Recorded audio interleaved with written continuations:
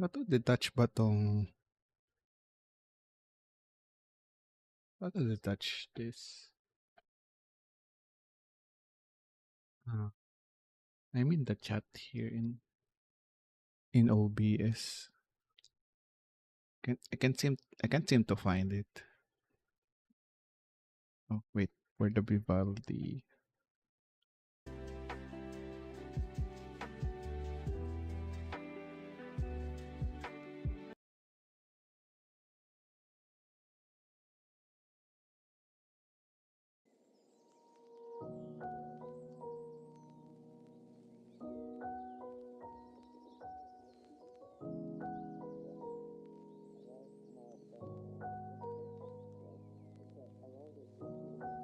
Are you trying to? Uh, right.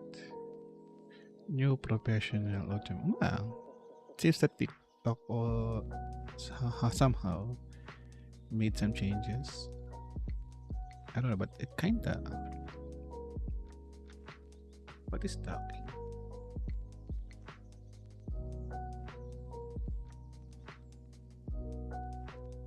Ensure clarity. Oh, okay. Uh so does that mean that I can maximize the maximum, set the volume to maximum? Okay, let's try. Oh, holy crap. Uh I need to disable Kishti.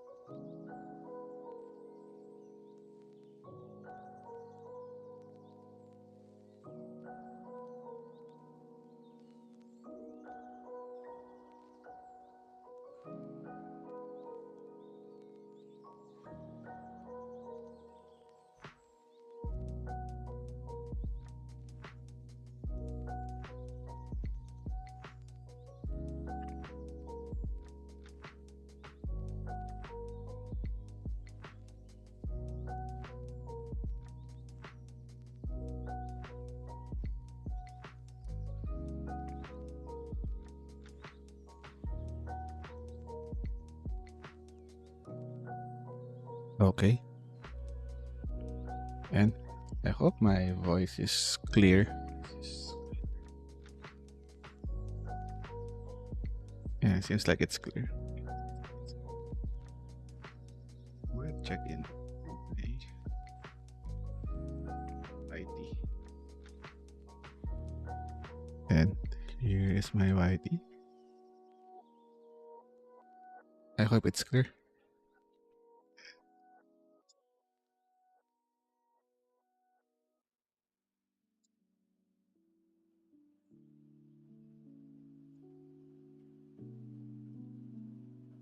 Oh, shoot. Kanino ko pa tinatamaan tong camera ko? Alright, so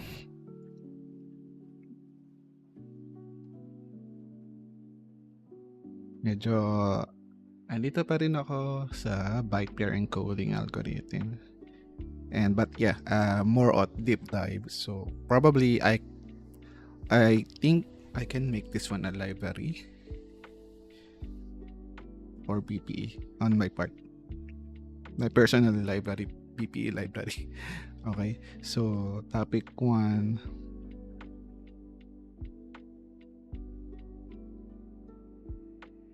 Ano steps mo pag nag-study ng new knowledge about coding? Usually, I try to research about that language. So, ano yung cons and pros niya? Cons and pros. Cons and pros. Cons and pros. So, cons meaning ano disadvantage niya.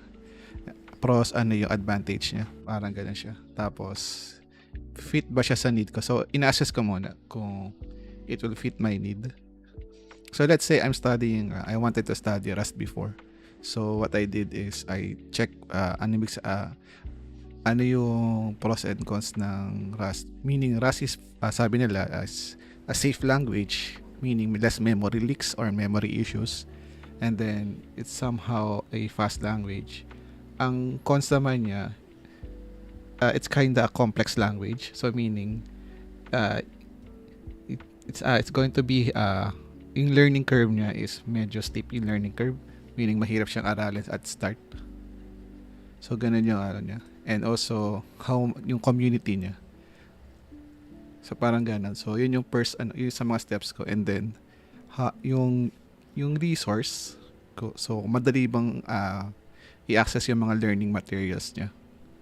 So pagka hindi siya madaling i-access, meaning it's a no-no for me kasi mas mahirapan akong aralin siya or have some mastery on it. And then, magagamit ko ba siya in the future sa, let's say, sa work, ganun? If yes, yan, sa mga criteria ko rin yun. If yes, mas maganda. And also, will it give me more knowledge about programming? Kasi baka mamaya, same lang din siya ng, let's say, from PHP to Python, ano yung magiging niya, new learnings ko. So kung wala masyado, edi I'll stick to the language I'm currently doing, ganun. Pero kung madami, I think it's worth learning kasi may mga matutunan akong bago. And also, kung magbibigay ba siya ng challenge sa akin. So yun yung mga prerequisite ko. So kailangan ma-meet niya yung mga yun. And then after that, I try to create a study plan, which I'm using AI to parang customize my learning needs. So kung kailangan ko ba mag-dive agad sa mga i-skip ko ba kagad yung fundamentals or magda-dive kagad ako sa advanced, parang ganun. Or should I still go through the fundamentals? Which most of the time, I go through fundamentals first. So ganun lang yung study plan ko when I'm trying to learn new technology or parang languages. Or for new knowledge or mga ganun. Ina-apply ko yan sa lahat. So, prerequisites ko muna and then study plan. So, yun yung mga steps ko.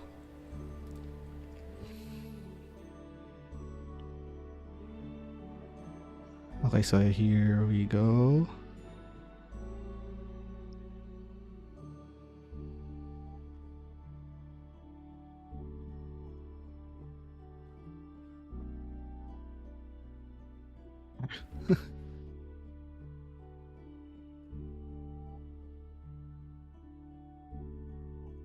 Last year ko ba inaral yung I think 1.5 na ata ako dito sa Rust. I think 2024 ko ba inaral yung Rust. I forgot. Yeah, last year ko lang pala talaga ginamit yung Rust. Yeah, tama ka. Nag-start pala ako ng January and then nag-hands-on na, nag-start na ako mag-stream ng April or May. Yeah, tama pala. Mag-1.5 na pala ako sa Rust. Kala ko like ko kasi naisip na sa 2024 ata ako nag-aaral ng Rust. 2025 din nga pala.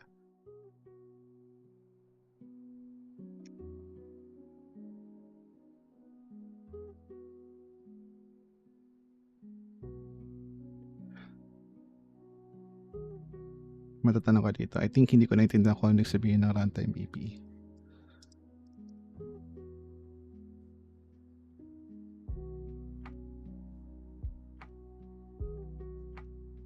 I think mag-1.5 na ako sa Rust. Pero hindi siya tuloy-tuloy.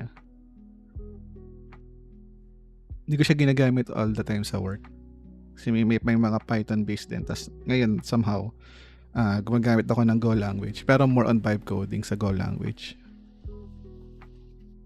Pagka Rust, power coding ginagamit ko. AI-assisted pa rin para mabilis ako mag-develop. Pero I still check the codes. Parang gano'n. International client. Somehow, yes. Kasi medyo konti lang naman yung makikita mong Rust na work dito sa Pilipinas. Mostly, halos wala. So, you will need to go international. Pero hindi ko siya ginagamit sa sa work ko lang siya ginagamit. Yun lang yung parang professional experience ko sa Rust. Sa current work ko lang. And then after that sa mga personal projects na ito, mga ginagawa ko hobby projects or studies.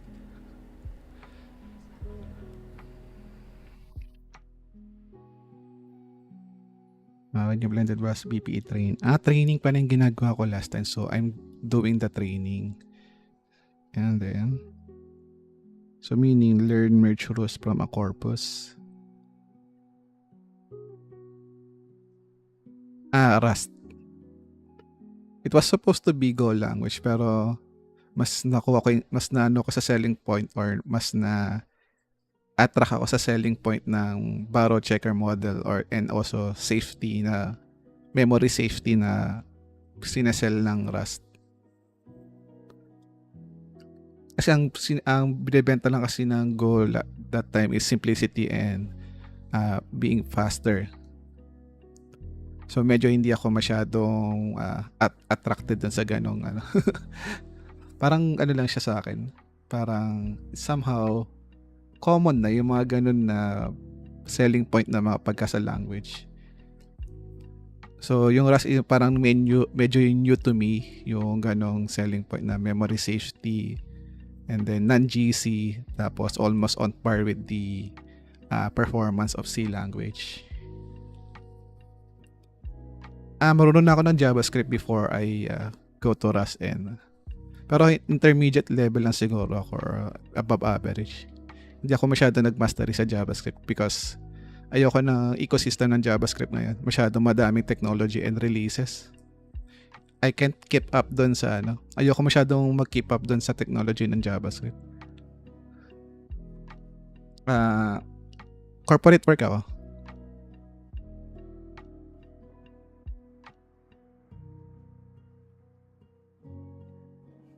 But may power to declare kang manager.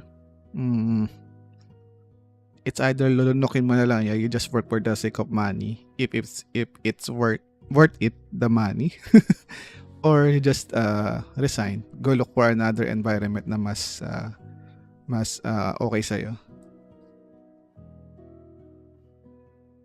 Or tatlo lang yan, is either confront the manager. Pagka hindi mo ma-confront, it's either you can report it to the HR. So, pagka wala nangyari, probably you can resign.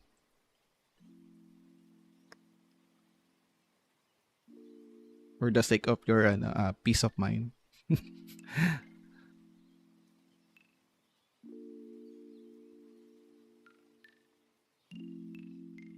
During alpha LLM usage, the model does not retain tokenizers every time.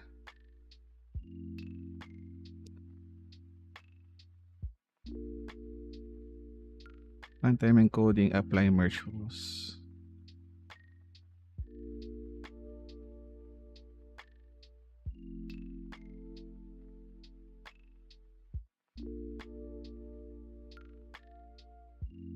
Kung ilan nung kasagsagan na una ako nagalang Rust, usually 5 to 7 hours.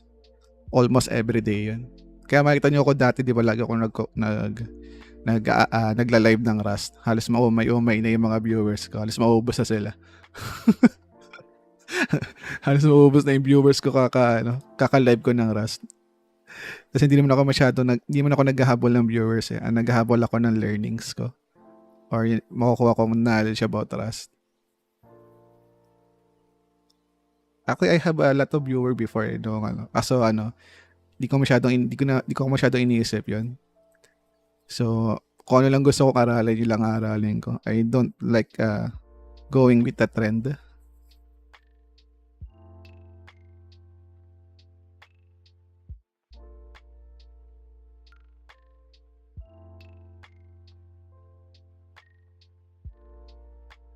When Rust user type playing football, the model pipelines, raw text, runtime tokenizer encoding tokens, token IDs, embeddings, and transformers.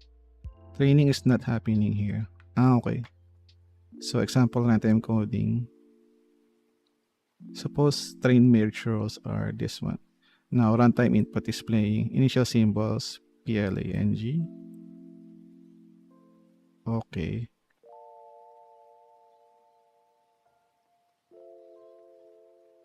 Roll 1 PL. So, result.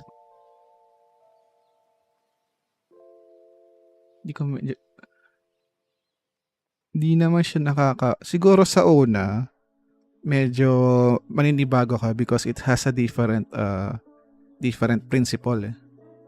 Pero once you keep practicing, parang normal na ano lang siya. Normal na programming language lang siya.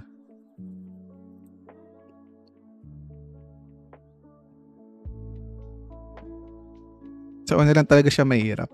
Pero once you adjust to the mental model or the way how Rust works, parang normal na lang siya. Actually, yung difficulty ng Rust kinda made me more be able to tolerate din yung mga mahihirap na programming language.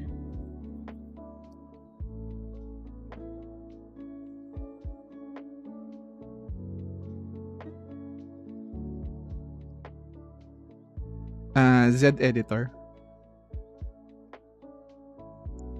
Paano gamit ang AI for studying? Depende sa'yo kasi ang sa akin is more on AI yung pinaggagawa ko ng roadmap ko. Tapos hindi ko siya binibigyan ng authority to give me the exact answer. It's either hint or explanation lang.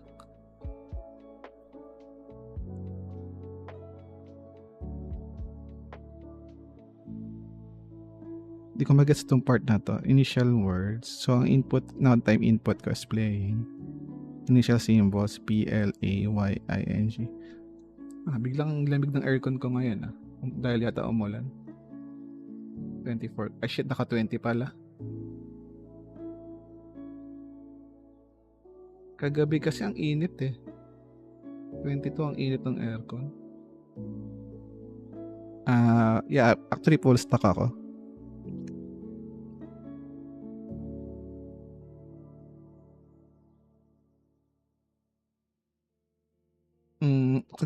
MacBook Pro kasi talaga yung recommend ko pag developer for better experience.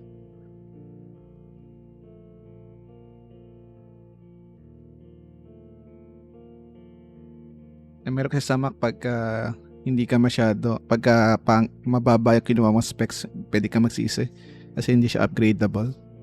Embedded kasi yung mga components niyan sa board.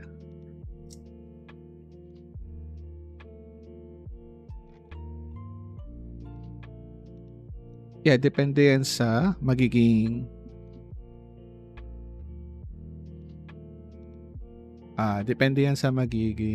what do you call this one? Pag kasi mag-mobile app development ka, you might need a better specs. Since Mac yan, baka pagsisihan mo.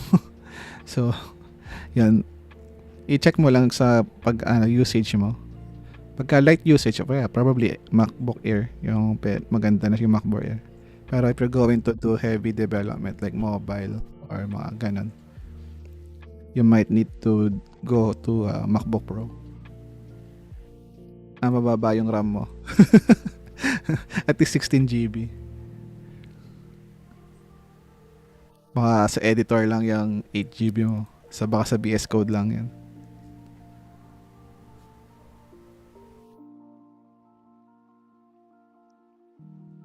So, siguro kung yun kasi sa Mac, kasi hindi na-upgrade yan eh. You can upgrade Mac once you buy it as it. Let's say you bought it as 8 GB, 512 HDD. Tapos, pagka nung nag-aral na kayo, hindi pala yan na kailangan mo. Hindi pala kaya. So, iyak ka na lang.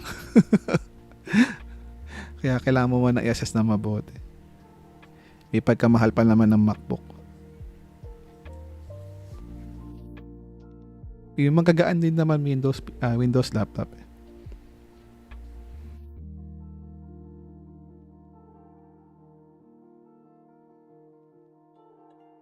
Hindi na ako, kasi company laptop kasi itong Mac ko eh. Pero may MacBook mini ako.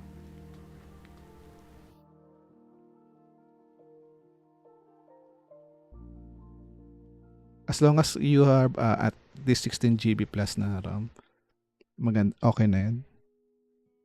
And then, dapat NVMe, SSD yung storage nyo. Para hindi kayo mamblema sa speed ng storage nyo. Mahalaga ang speed and storage. Kaya pag Windows naman, upgradable. Kasi hindi naman, ano naman yan parang modular naman. Yung mga Mac lang, Apple products. Apple products talaga naka-embed talaga yung mga components niya dun sa board. So, once na binili mo siya as 8GB, 8GB na yan forever.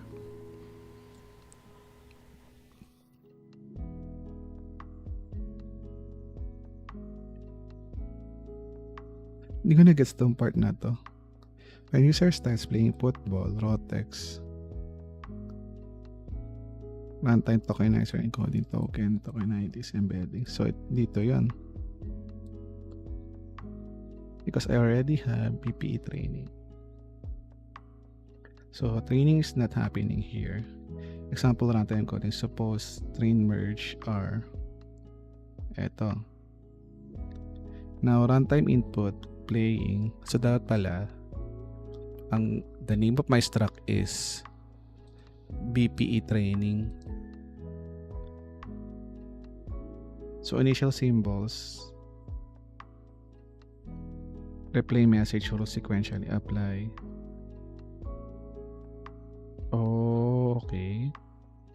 So, same yung gagawin ko from what I did to the training.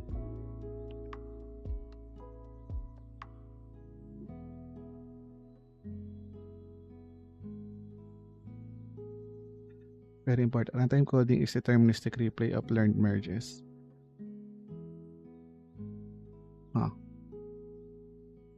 Deterministic replay of learned merges.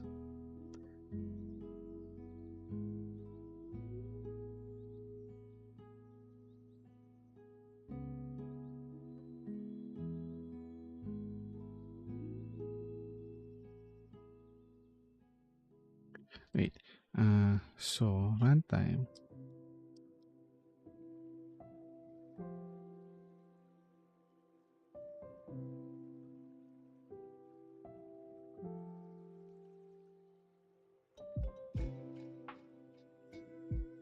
Hindi ko na-gets yung mga training. I'm not using frameworks. This is actually from scratch.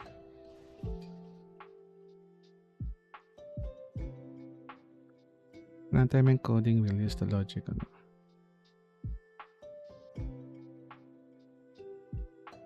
So example, the rules become tokenizer logic. Okay, input.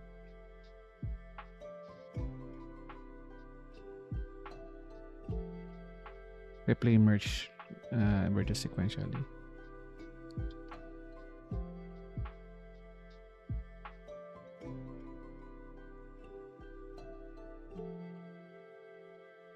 Applies existed learning transformation.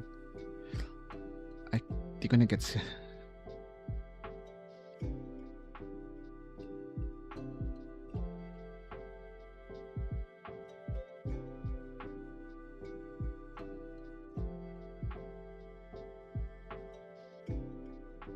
Kailangan ko ng mas matinding explanation dito.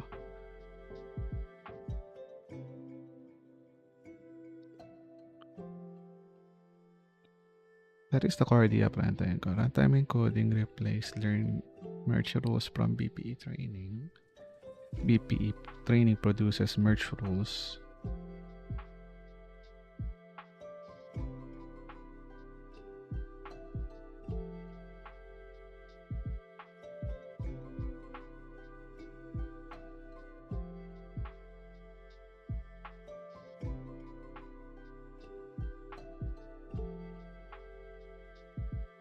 Initial symbols.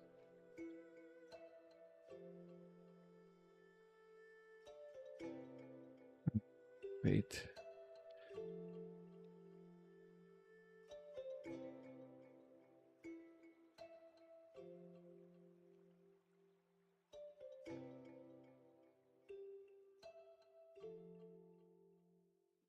Di ko siya mag-gets. Yeah, I am using Rust.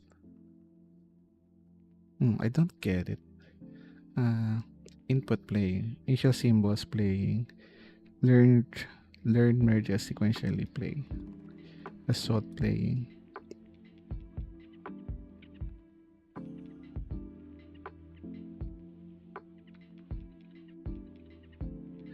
So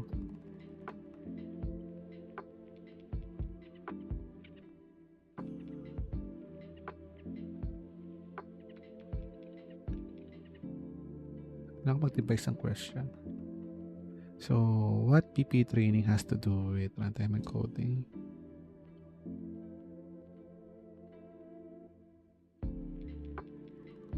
Okay, or more precisely, BPA training produces the merge rules that runtime encoding executes. So think of like this: BP training is learning tokenizer behavior. It analyzes a large corpus and discovers which adjacent symbol patterns occur frequently, then produce merge rules. Runtime encoding takes new text, pros and merge rules and applies those learning transformation. Example, player.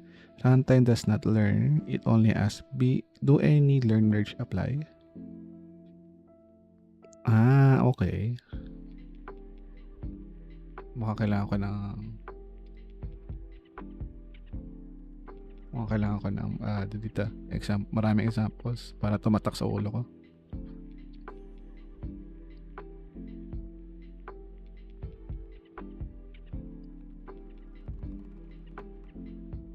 Gila, paintindi mo sa akin, ChatGPT. Give me more analogy.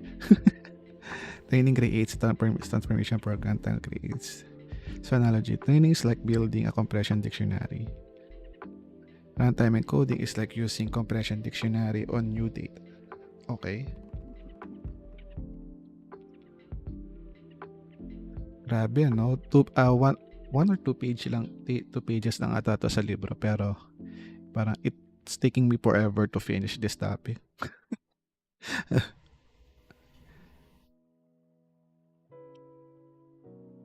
Important deep inside the tokenizer itself, a learned statistical artifact, hard-coded language rules. Ay, nako. Mas mahirap pa to sa software architecting book, ah.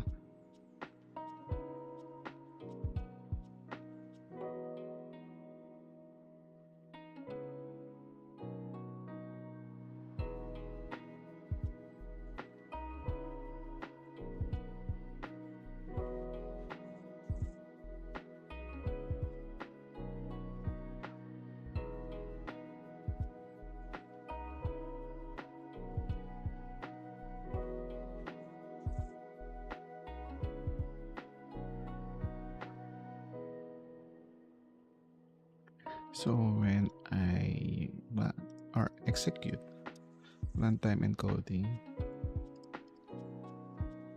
it will just return the matched.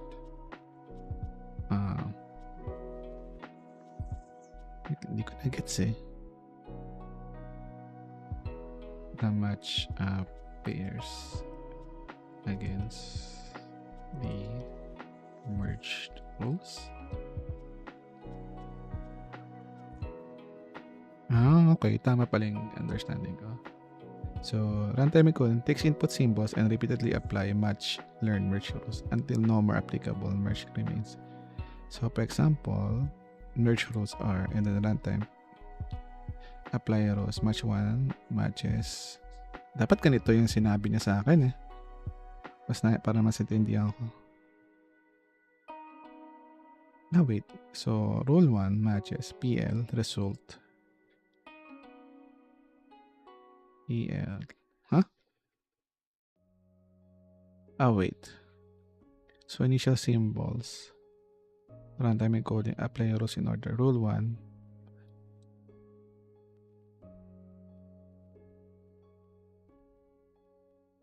PLA. At medyo nalito ako dito.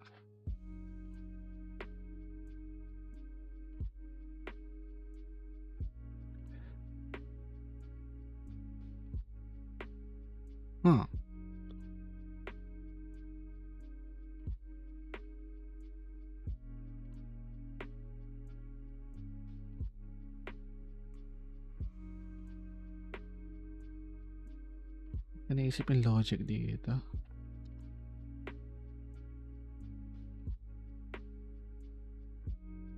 So I need to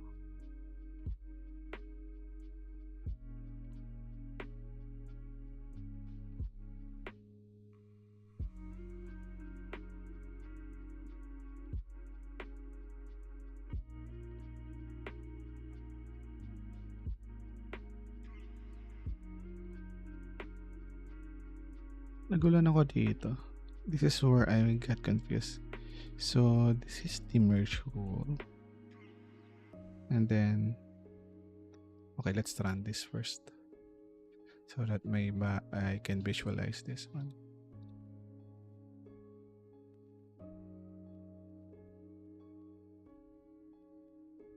Apps, wala ako. wala lumabas. So, print ln tayo.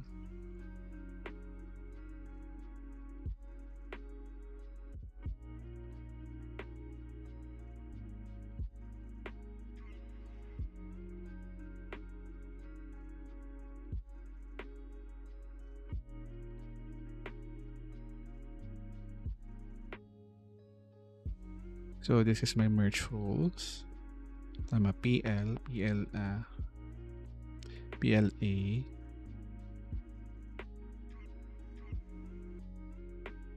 I think kulang yung aking yung size, which is dapat 18 to.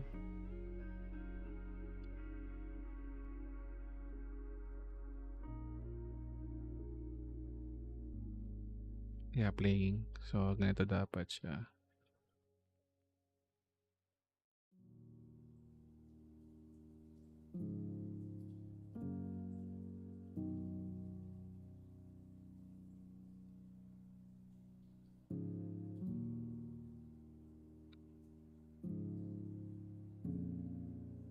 Yan, okay na. So, now, runtime input player, initial symbols is ito. Okay, so, this is a runtime pair. Yes and no.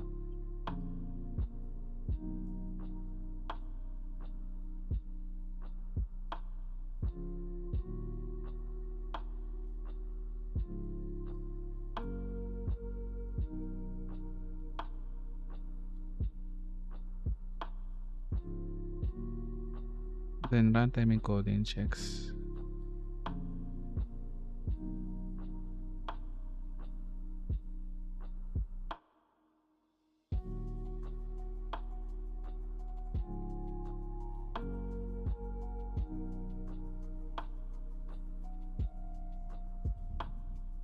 So, ito yung medyo tricky part, no? It has a separate. So, I think this one will have a separate logic. So, meaning, if I have PLA, this one, so this pair matches. Say the pair are this one, which is I can do that by reusing the BPE struct. Okay, so let's try having a training runtime encoding.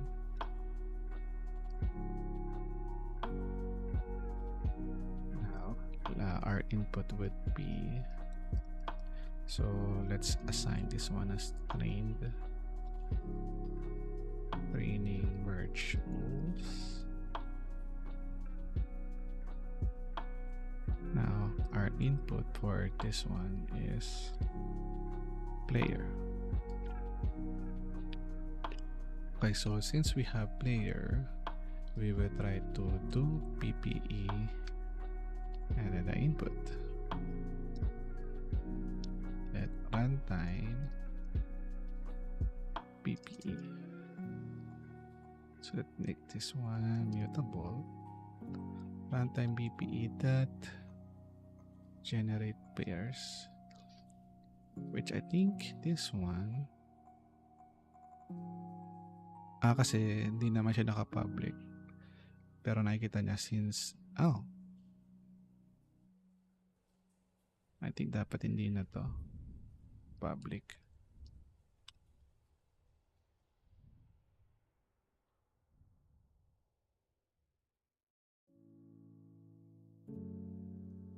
Generate pairs now. I think this is wrong.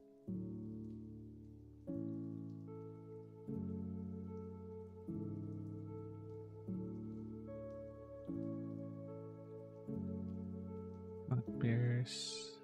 Ito, run na pala. Vocabulary size limit is 18.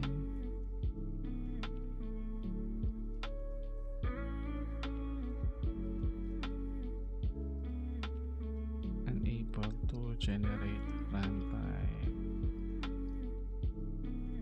virtuals. Runtime BPE.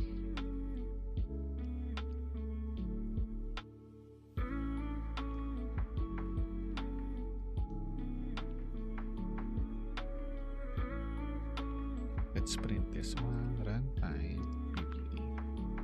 Runtime merge rules.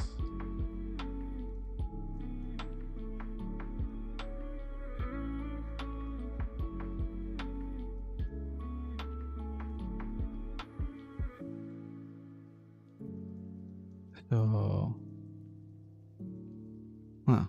weird. Bakit hindi siya naka-organize, no? Ito yung sa akin eh. Ito yung merge rules ko eh. Tapos yung input ko is only this one. Hindi siya naka-organize. What happened?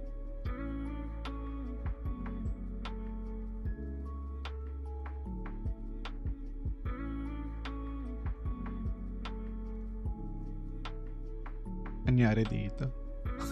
Bakit hindi siya?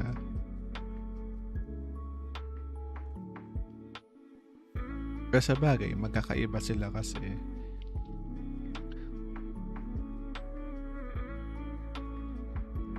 Ako nga pala kasi, I'm not, ang mostly, siguro ang na-pick niya na maxim na magiging unang pair is YE.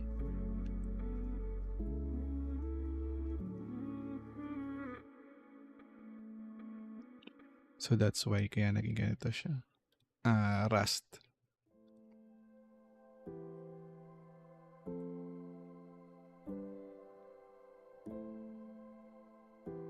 So this is PL.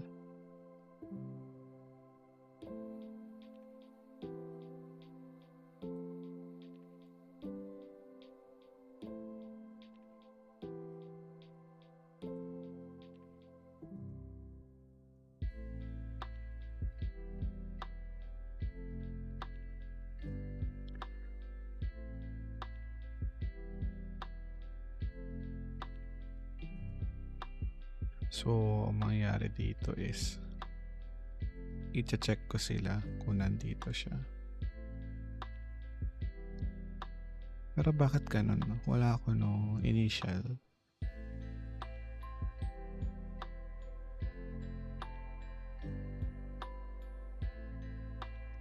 I only have the runtime here.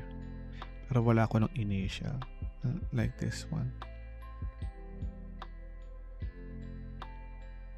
I know this is my initial runtime. Okay.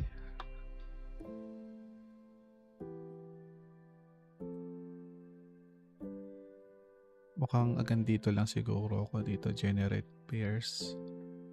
So mukhang ilalabas ko tong generate pairs. Kasi gagawa ako ng BPE training. Separate, no?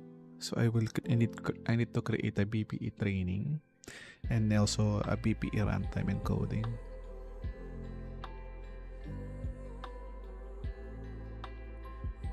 But they will have a common struct which is BPA generate pairs.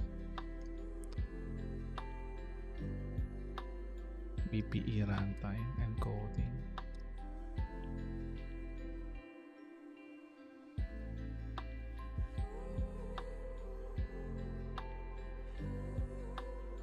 this one is that I will also have the same merge rows.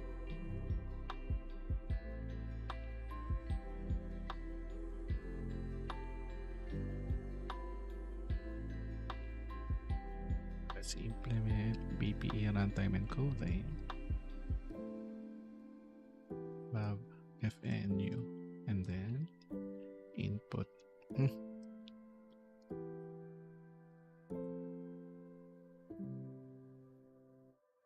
Kailangan ko ito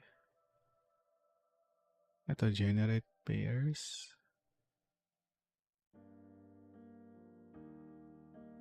Rename na natin ito to BPE training.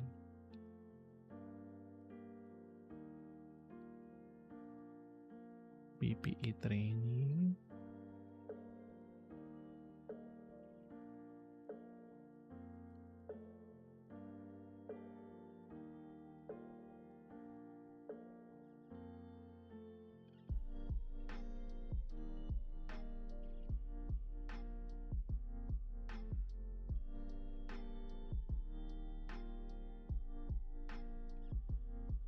What do you mean take so much? I didn't do anything.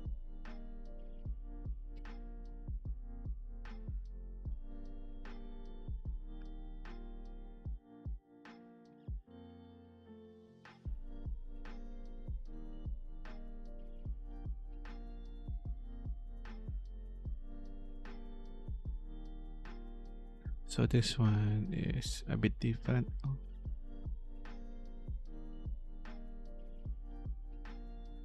So in runtime encoding, only word is an input.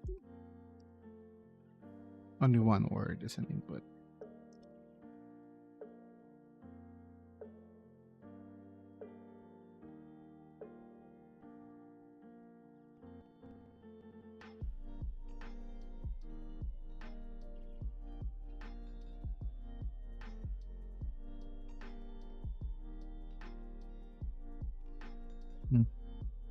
Okay. So word one. Okay, gets.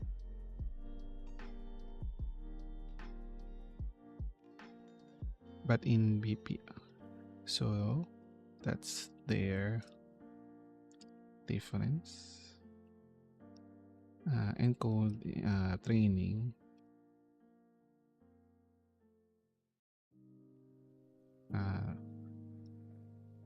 It splits, but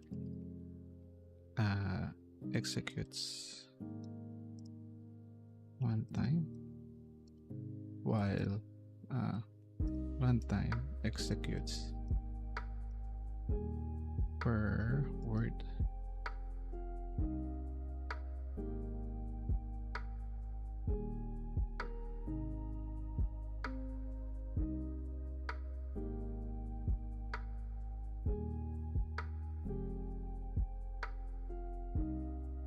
Okay. Actually, hindi ko masasagot kung anong language eh. Doon ka mag-start, identify kung anong language yung gusto mong pag-aralan. Then doon ka gumawa ng plan, how you will be able to achieve, na paano mo siya matututunan, ganun. So mag-create ka ng mga questions sa mind mo, or magsulat ka ng mga questions kung paano mo ma-achieve yung gusto mong goal. Then after mo masagot yung mga questions na yan, tsaka ma-execute yung mga answers na yan, or yan.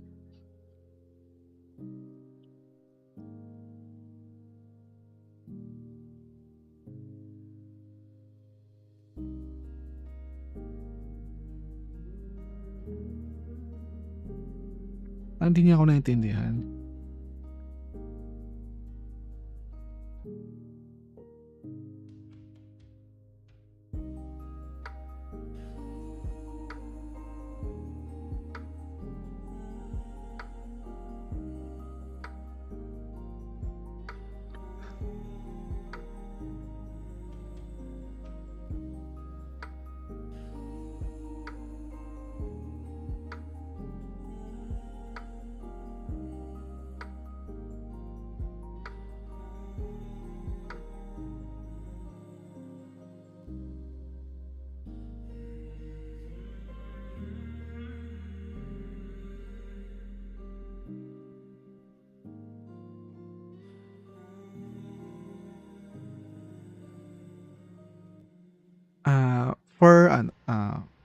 What made you want to code LLMs from scratch? Just curiosity. Actually, I'm just following the book, and also, well, my main goal is to learn how LLM works, and then not really super deep dive, but at least how it works, and then I'll try to use that uh, to be able to understand more how to create technologies around LLM. So let's say a coding AI coding assistant, something like that, or or agents. Because I feel that if I'm going to create agents, I think much better if I understand how LLM works. Because I can and also there's a something like when I started doing coding assistant this past few weeks, I have a somewhat limited resources, like I only have 12 GB VRAM GPU, so I cannot use higher parameter models. So I cannot use high parameter models. So I need to think a way to how can I use lower parameter models without sacrificing the quality of the coding as AI coding assistant that I'm trying to develop or experiment. So yeah, when I try to do some research like ChatGPT or Gemini, yeah, they recommend me to study more about LLMs. So the underlying processes that's being done in building LLMs.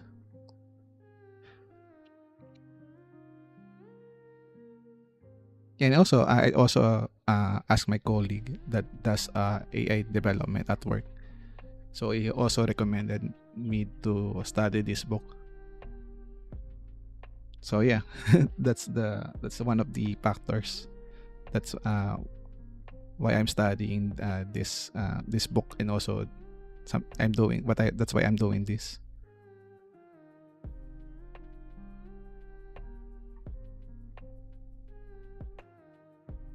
But right now, I'm trying to dice.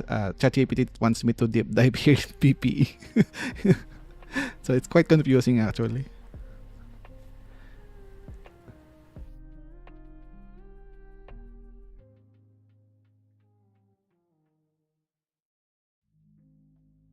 Yeah. Actually, when ChatGPT told me, listed here the things I need to learn before I move on to the next topic. I think ChatGPT listed here the topics. Like I'm kinda got interested on it. Where is that?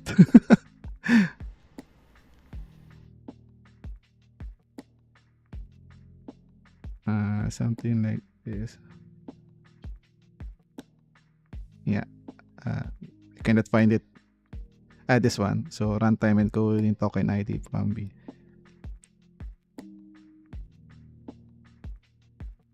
When I saw these topics, it seems that it's going to allow me to understand more how tokenization works. So yeah, that's why I decided to go with this per topic. Yeah, kind of struggling for now because probably I'm just new to this kind of this topic. Oh wow, since 2019. Yeah, actually, I really wanted to understand it properly, and I wanted to learn how it's really what's going through in the behind the scenes. Because if I rely on the, let's say, the surface level, it seems that it's the thing that I can do is very limited. Because when I tried a lot of system prompt, I think I'm not going anywhere on that. I cannot optimize the, let's say, the coding assistant that I'm trying to develop if I rely too much on system prompt.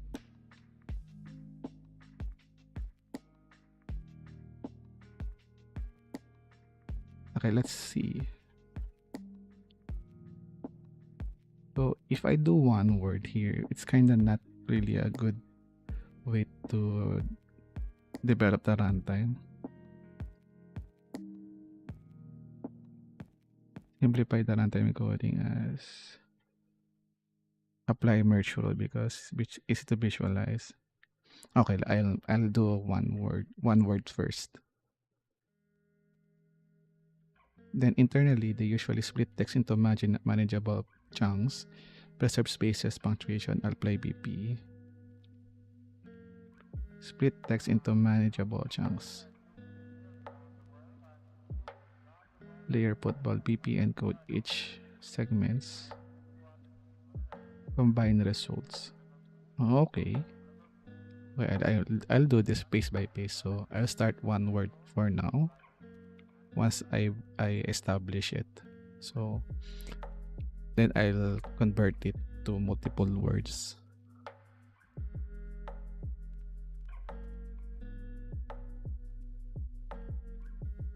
Since 2019, that's quite a long time.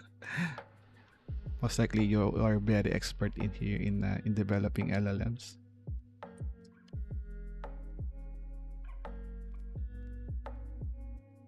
Okay,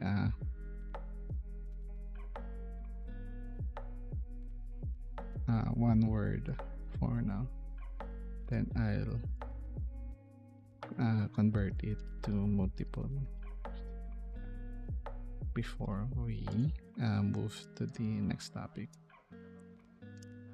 Okay. C++. Nope, this is Rust.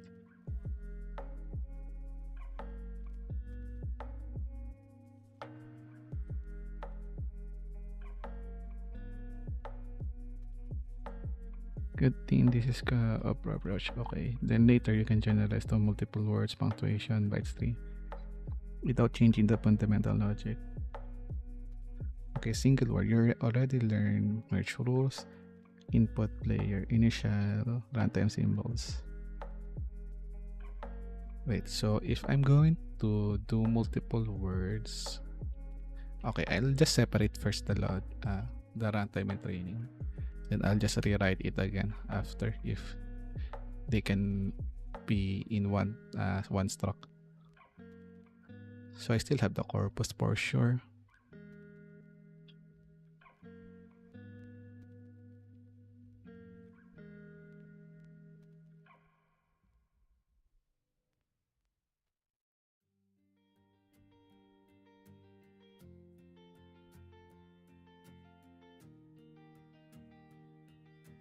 Encoder-decoder models more popular instead of GPT models like T5.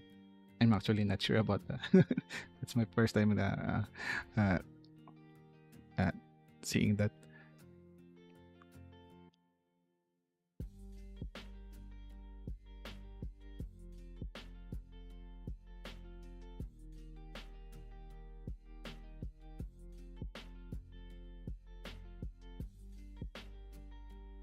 Okay, runtime BP. So first, I'm going to similar. So just convert this one to symbols. So this is my merge rules. Initialize this one.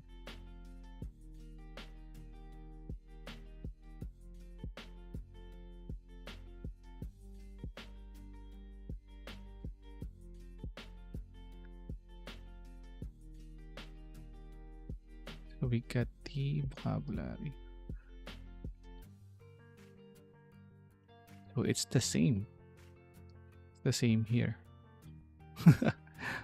Okay, yeah, let's do code duplication for now. So we have the runtime encoding, and then we will get the self here.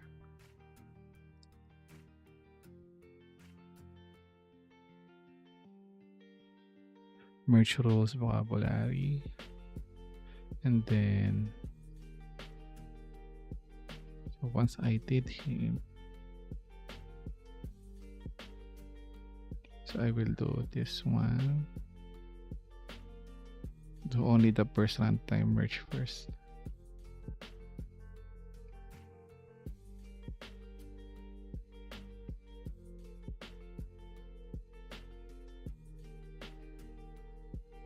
Play only the first merge roll.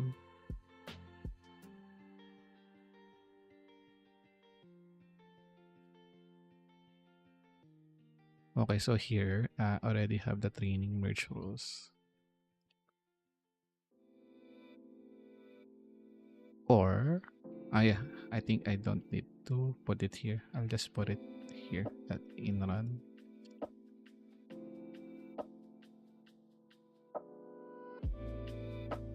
Trained merge rules. I'll think of a more better variable name later. Oops, what the hell? This one is merge rules. This is the type alias that I did. And then, and also the vocabulary. What's the name again?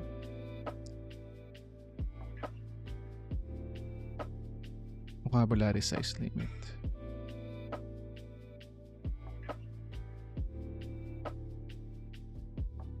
Now let's put this one here. Mute self. Now we need to convert this one to pairs. Probably I will use traits here. Yep, I'm using Z editor. And then I enable view mode.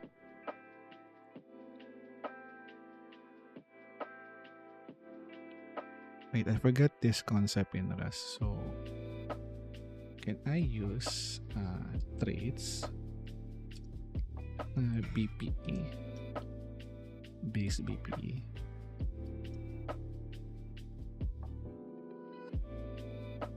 Now, since I will be reusing this one for both training and runtime, and I implement BPE base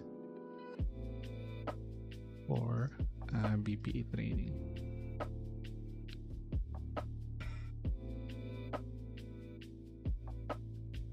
Now, can I remove this one?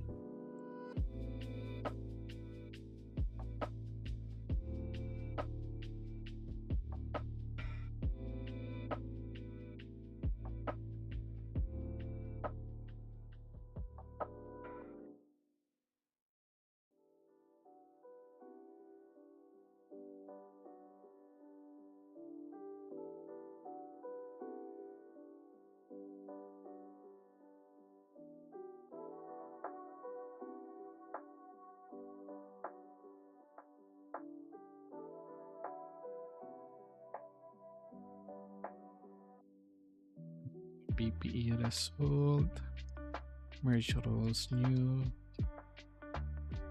What is this? This is a vector. So blank for now. Right, so if I implement, wait, where's the error now?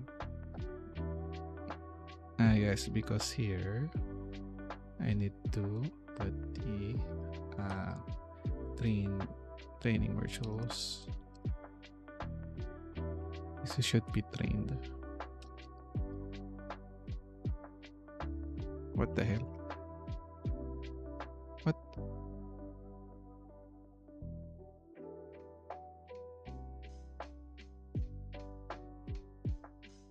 Trained merge rules.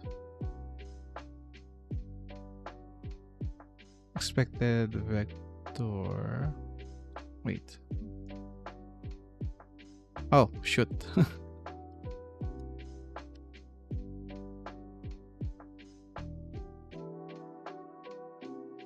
Alright, it's okay now. Let's run this one. Yep, I think it's working. So I can use traits here to the base BPE. Base BPE for runtime encoding.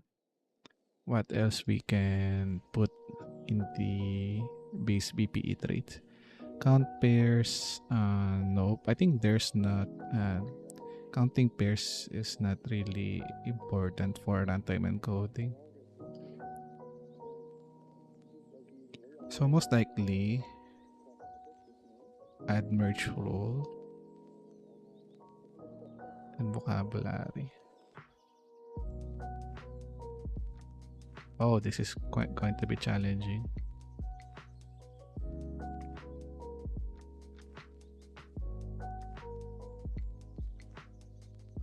Because this one is using the properties of the struct, but base BP is not aware with these properties. It's either I put something here. I'm going to declare a type here.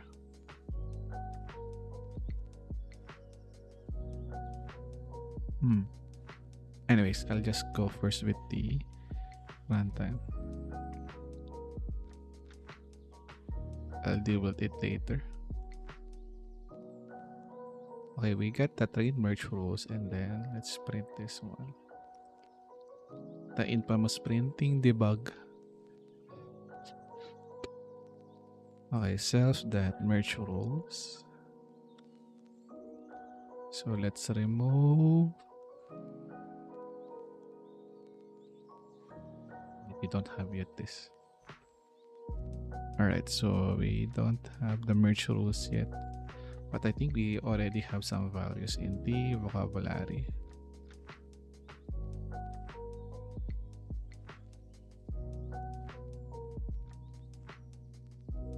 RT vocabulary.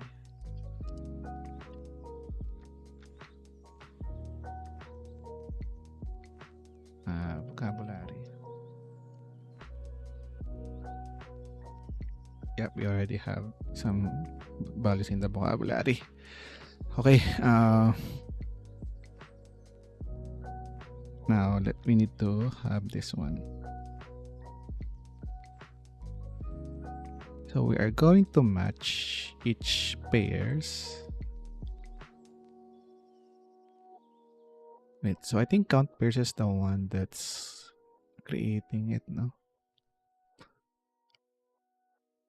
Yeah, okay, I have generate pairs here.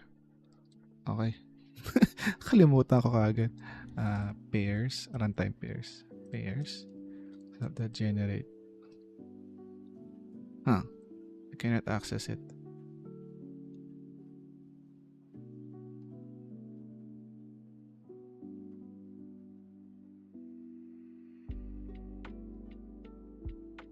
Ba't di ko ma-access yung? Ba't di lumalabas sa IntelliSense yung generate pairs?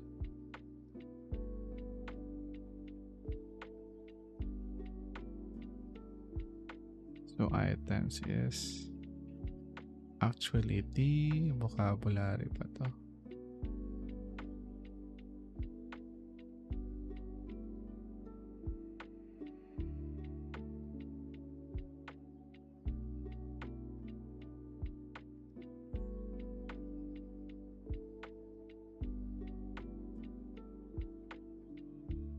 Oh, it's in count pairs. Okay. Count pairs is returning the pairs. Oh, I guess I need to move this.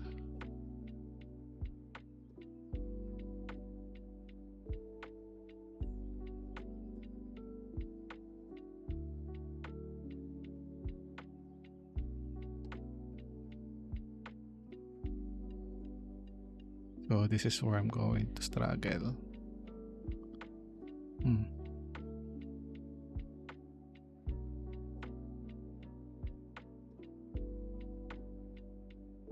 Oh wait, I know now. It's not.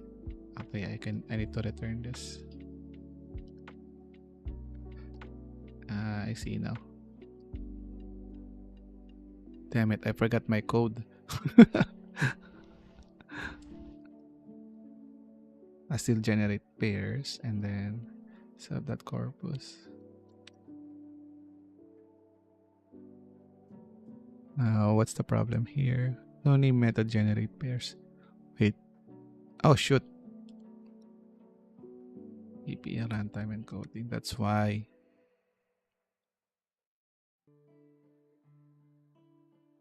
So, here, expected vector found vector global string.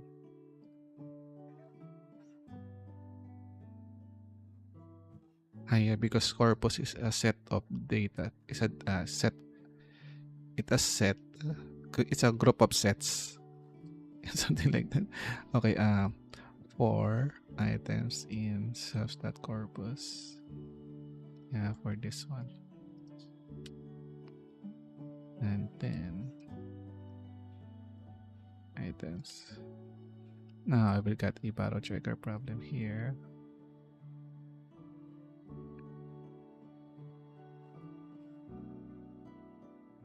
Okay, let's have these pairs.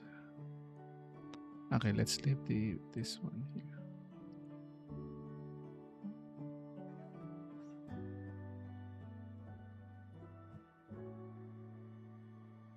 So we got here the pairs. It didn't give me up the pairs here.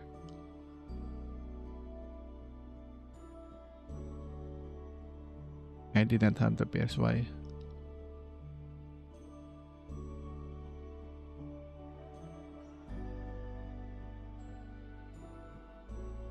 Wait, my corpus that has no value.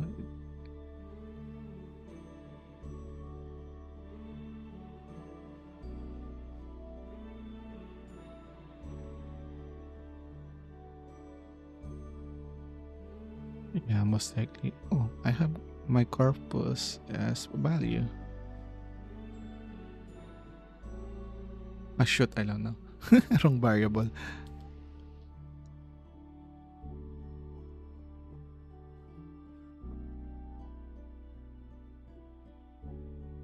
Alright, so we now have the pairs here. So for this one, since we already have the pairs,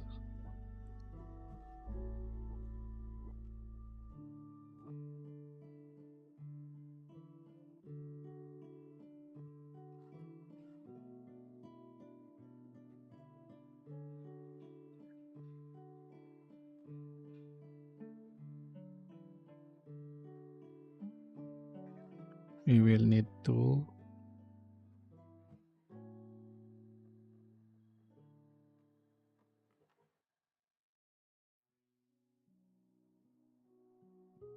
the pairs that match and the runtime pairs.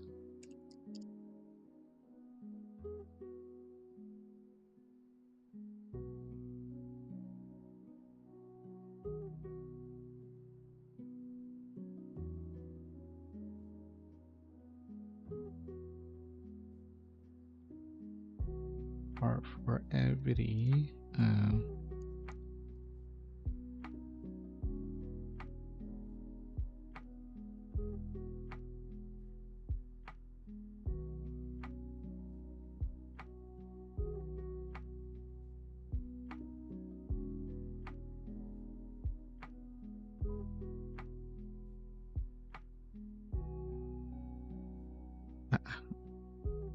that's all wrong grammar.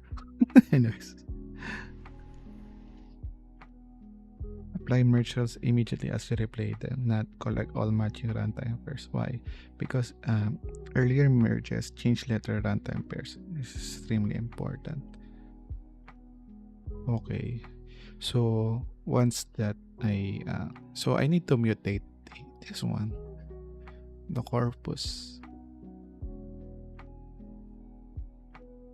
Yeah, because this is my corpus. I should not have deleted it.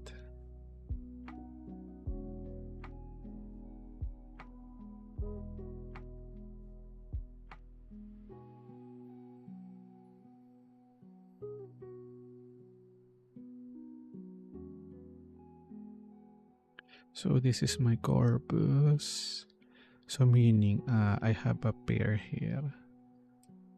And then I will loop over here the match, what do you call this one? Match the runtime pair to the runtime pairs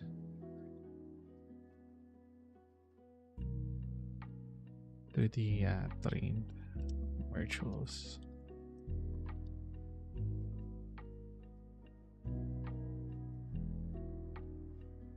Alright, so here, so i-break muna natin agad to. So for each RT pair, so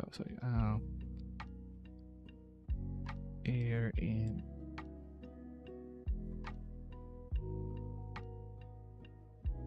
shit, what am I doing? RT A, RTB in pairs. Now, what we will do, I think we can match this also by a tuple, no? RT pair. And then we will try to merge, use the merge rules. Merge rules is string also, so has match.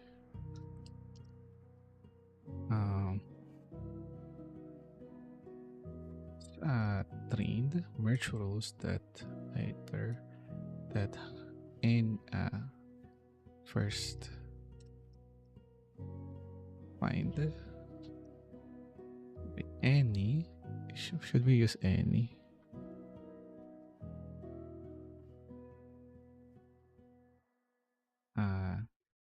T pair, it means that trained pair, RT pair is equals to T pair.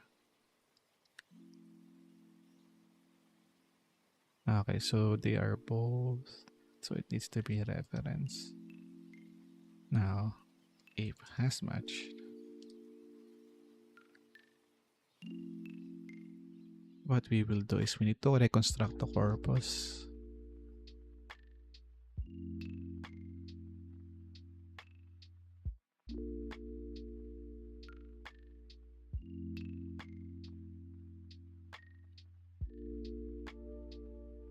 Okay, how do we reconstruct the corpus here?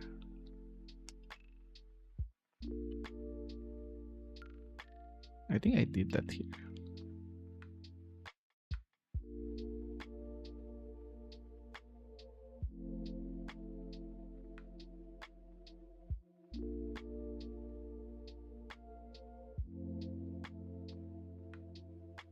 Yeah, this is where I did the add merge rule. So I need to convert it to a pickable iterator. The corpus.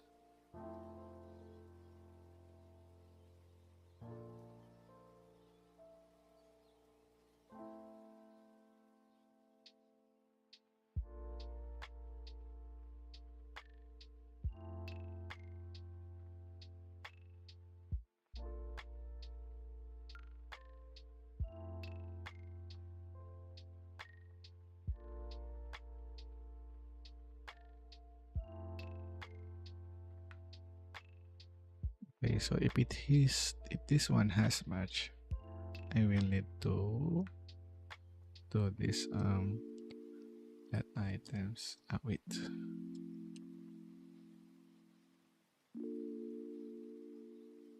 Let symbols do items that either that pickable.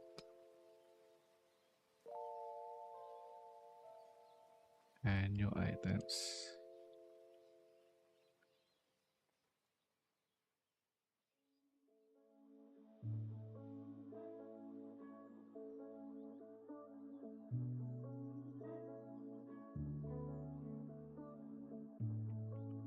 So now let this one while let RT item sum RT item to symbols. That next.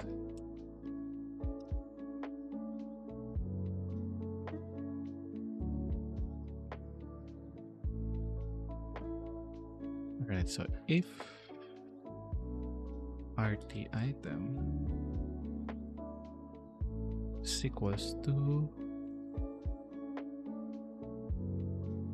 RT pair 0,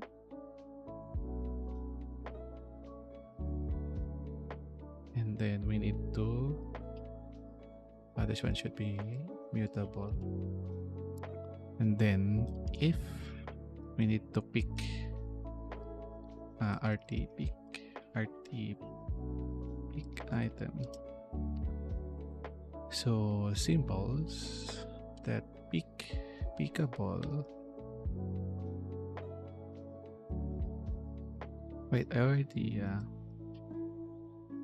we already have this.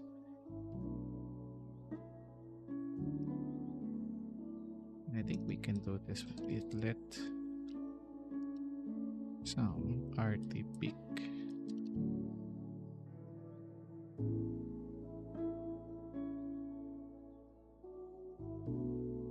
and RT pick is equals to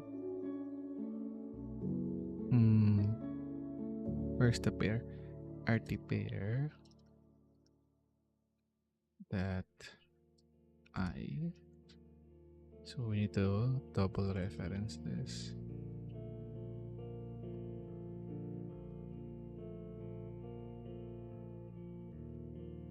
So we have new items that push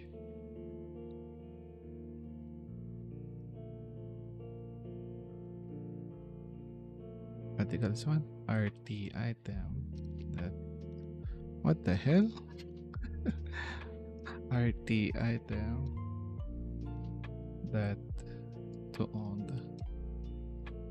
new items that are push RT pick item that to own that to own. So 2 times.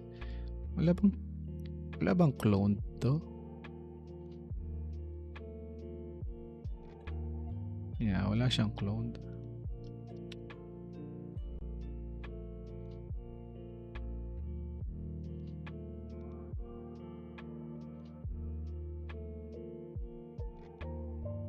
Then we need to move the cursor of the symbols again to the next.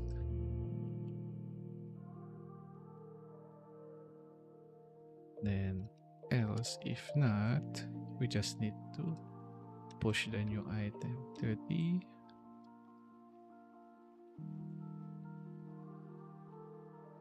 so I should be achieving these new items.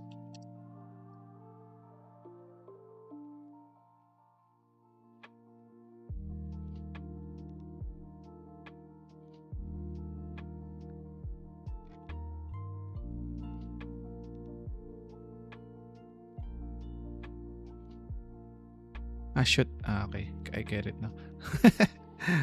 Let pair. I think I know now. My mistake.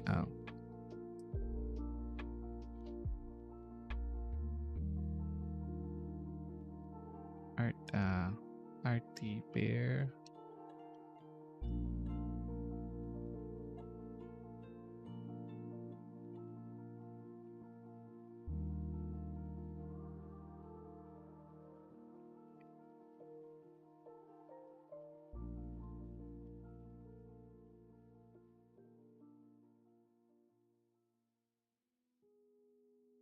Alright, we already have the PL.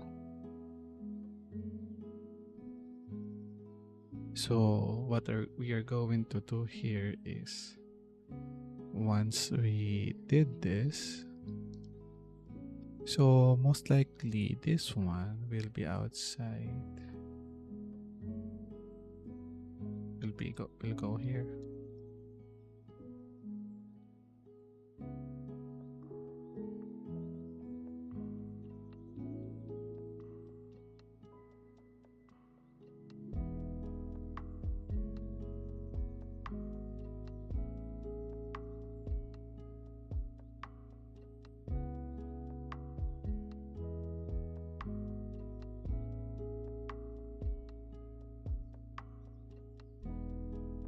No, here.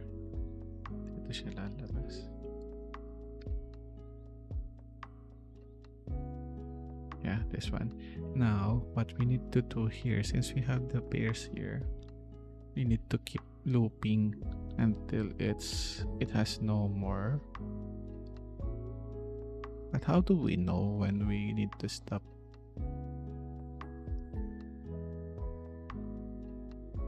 Because this is the pairs, right?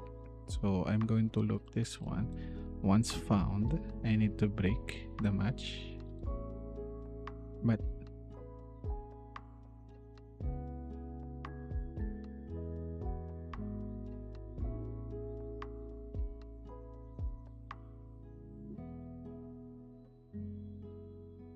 until has no more match.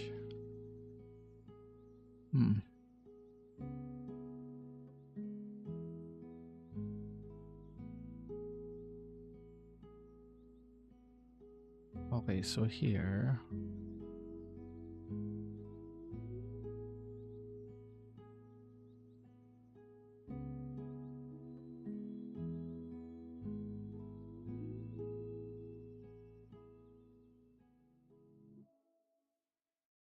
I think I need to create a new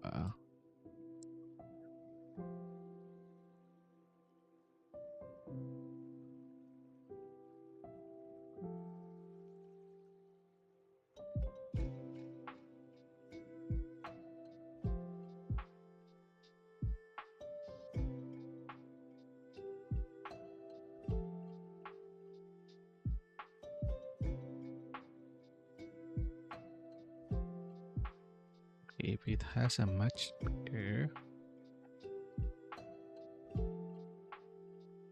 I will just append it to the prepend.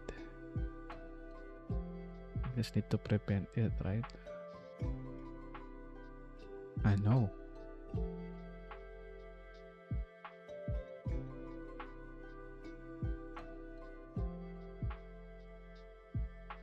Oh shit. Okay, this one is not going to work. It has match.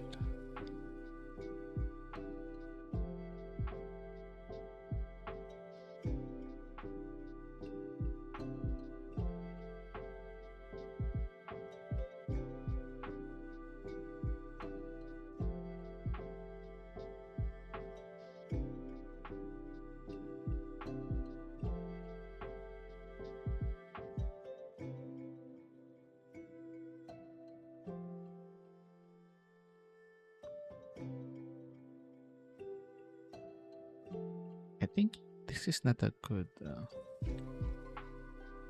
Okay, we got the pairs here.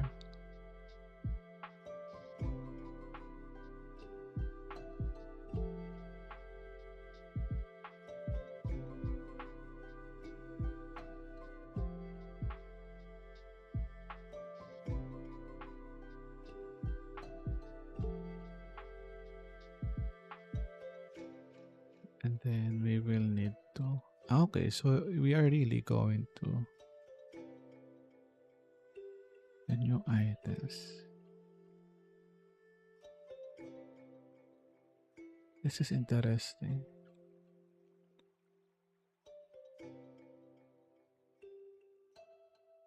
We need to make this one mutable then.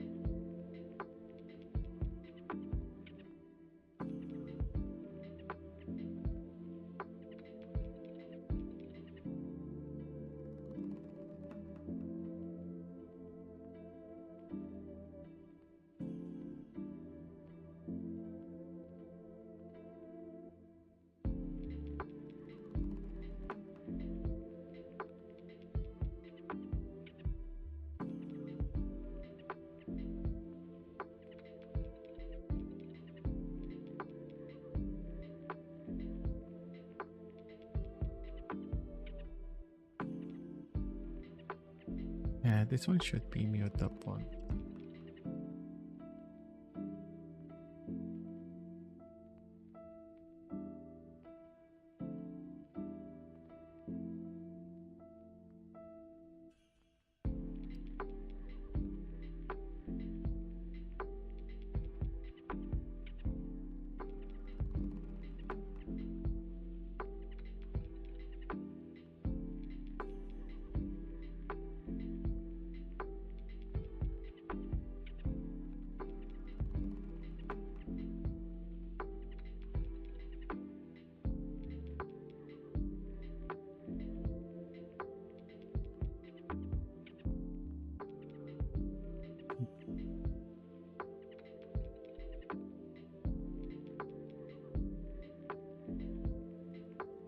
Mutable siya, no?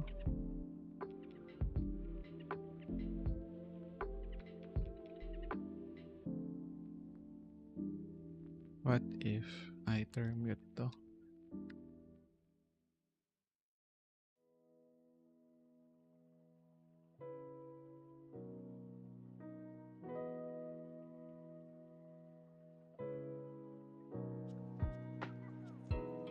Ano naman yung problem natin?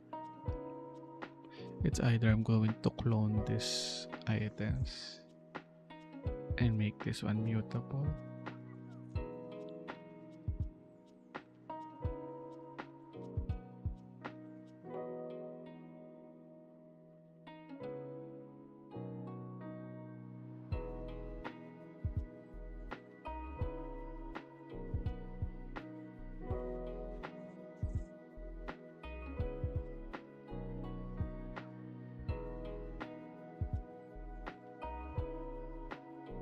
Which siya pwedeng gawin mutable?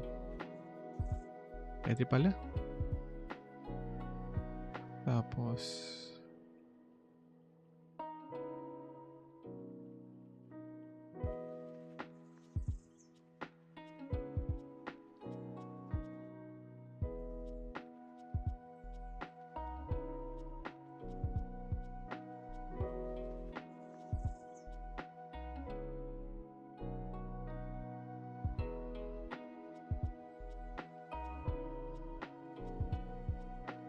ano to? Expected string found vector string.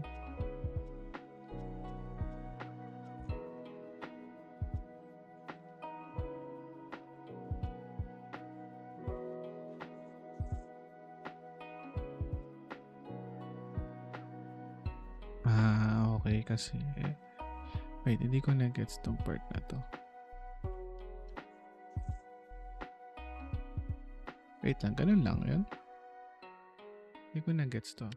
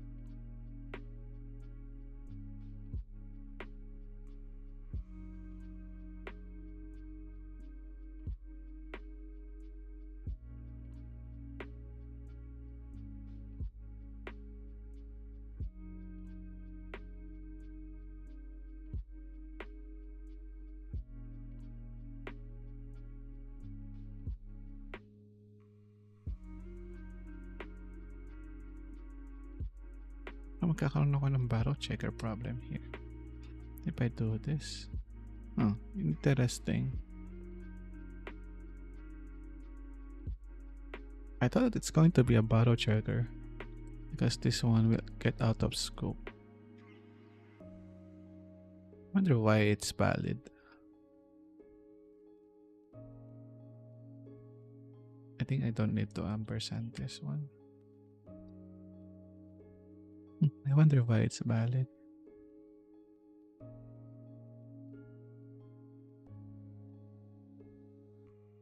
Now my problem here is how do I stop?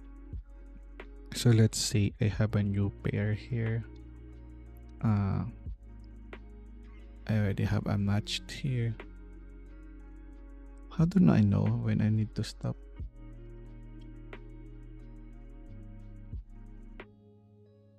It's either I go, my merge train is the main loop here. But isn't that going to be...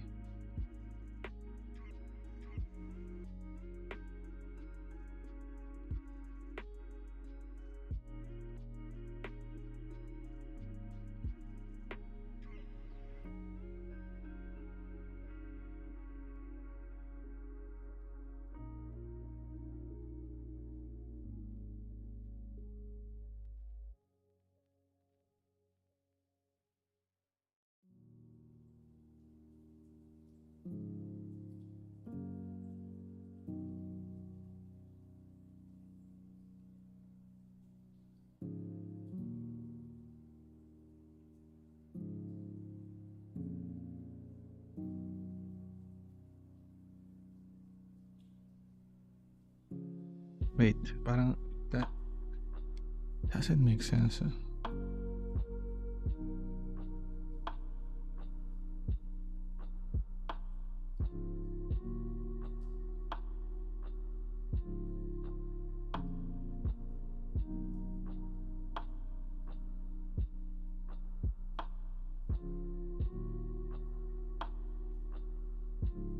So it's going to match. Okay, so actually it's by pair, right?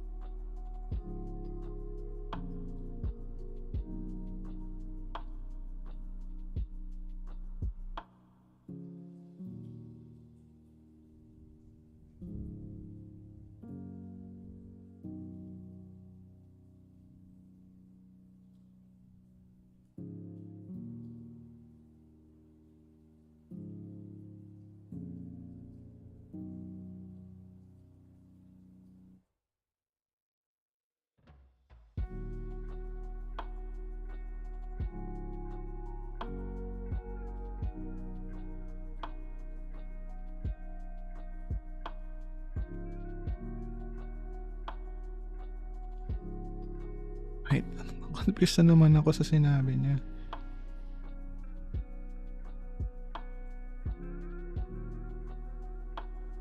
Suppose some rules that does match.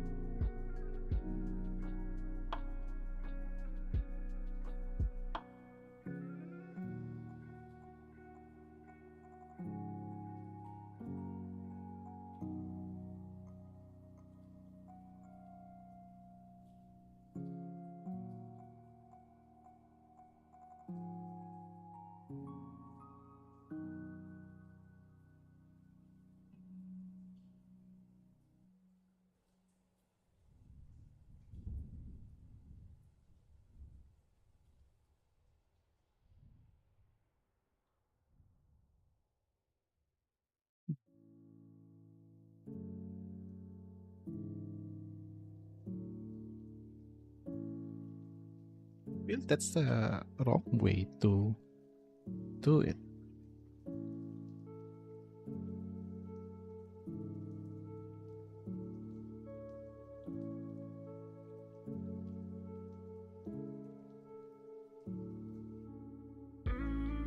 I'm getting confused with ChatGPT. For each learn merge rules. Okay. Yeah. So baliktad nga ako.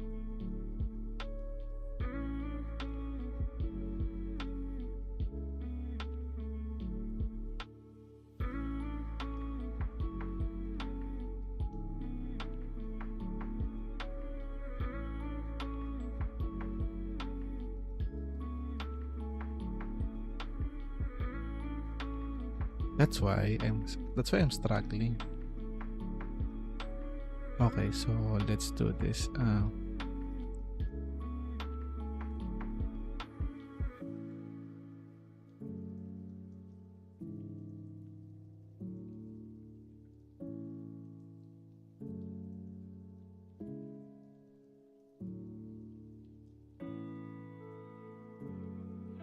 We got the pair, right?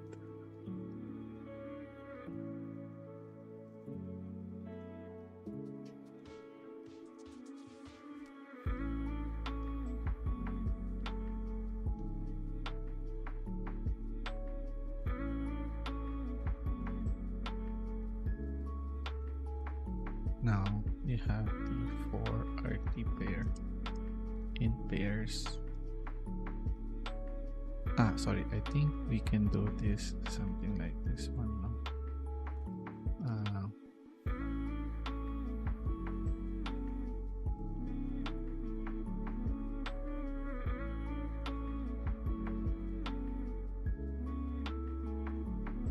Okay, so pairs. I think let's name this one as RT pairs.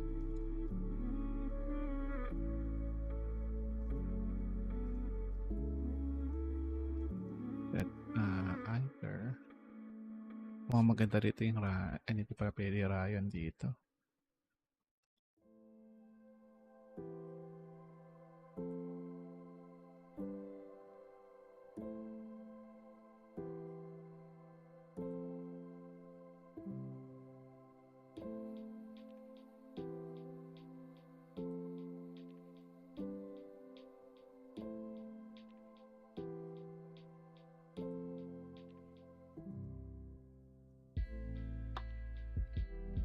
It has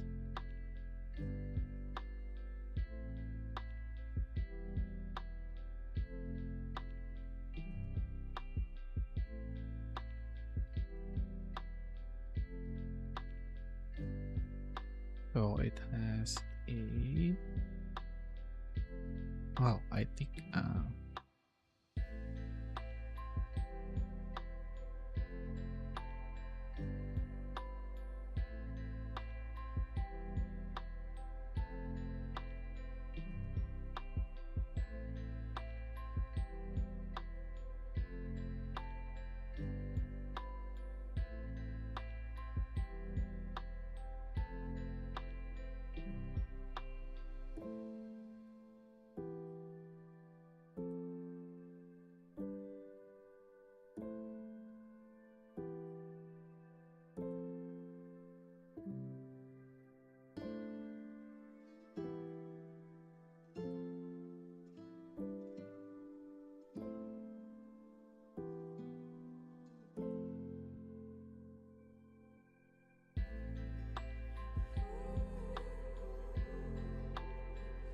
okay, so this one will change the pair, no?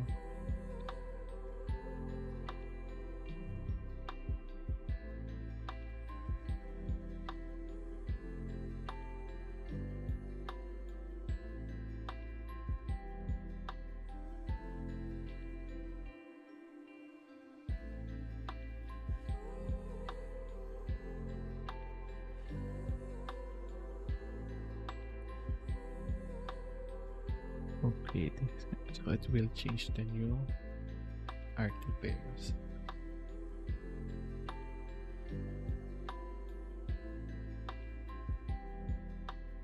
Now, once it already exhausted here,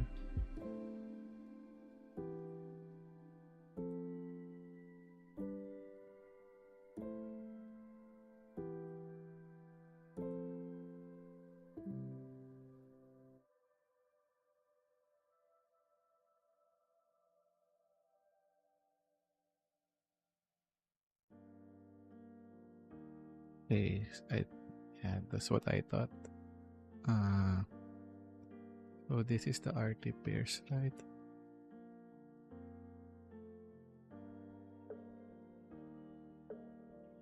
I think I'm not going to mutate this one. Yeah, I'm still going to mutate this, and then and then rerun again the pairing.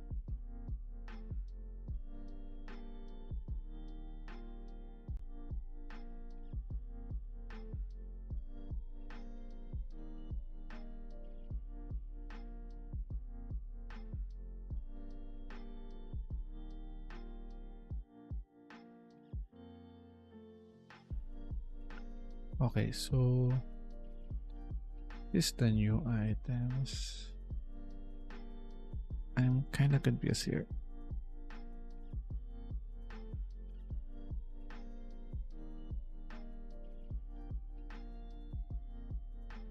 Item will be okay, so the symbols will change. The runtime symbols will change. Let's rename this one as RT symbols.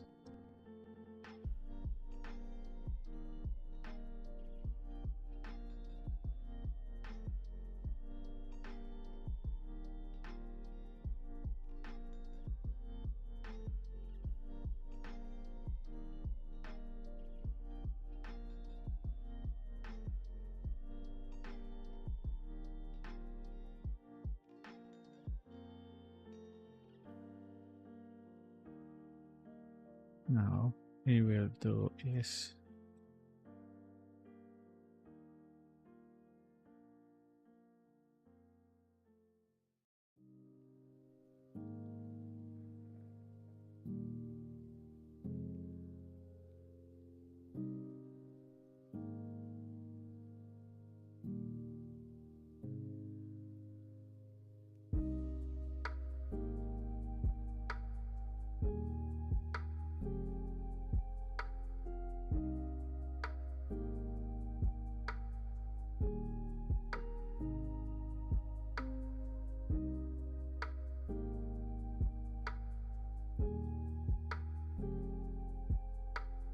symbols change. So what if the symbols change?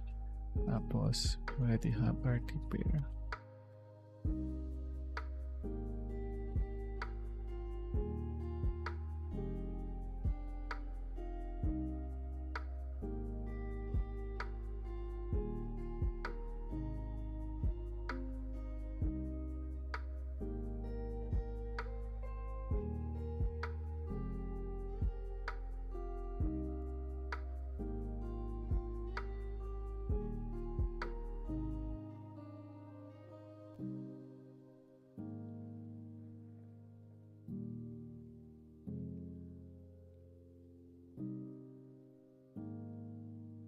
And it will not have any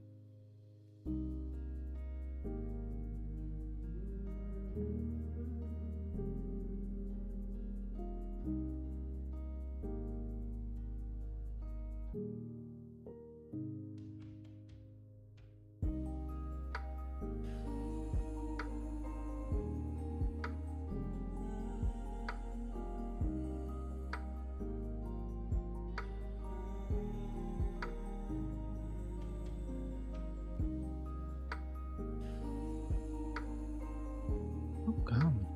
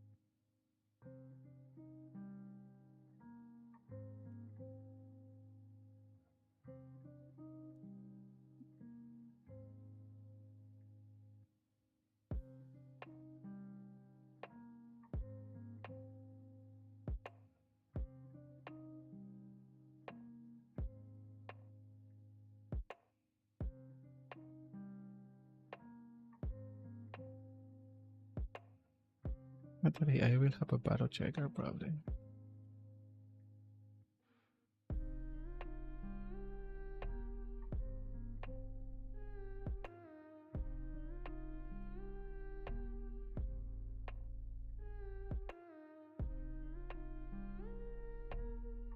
Okay, that's going to be right. Loop ata kailangan ko dito.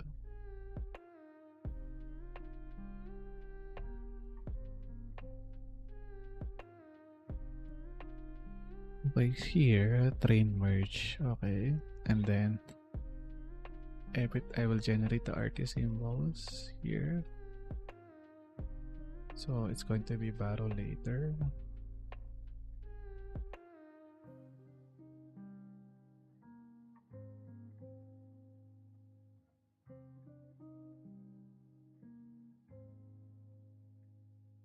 Borrow later used here. I don't get it here.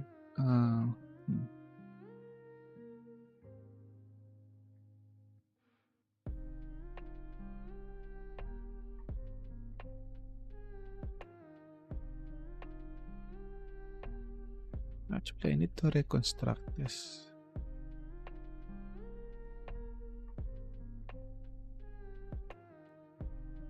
If there's something that I can do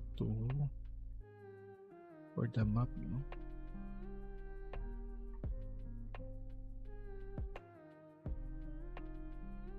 I think I'm a new pair here. So I need to pass something that is, let's say, let RT symbols.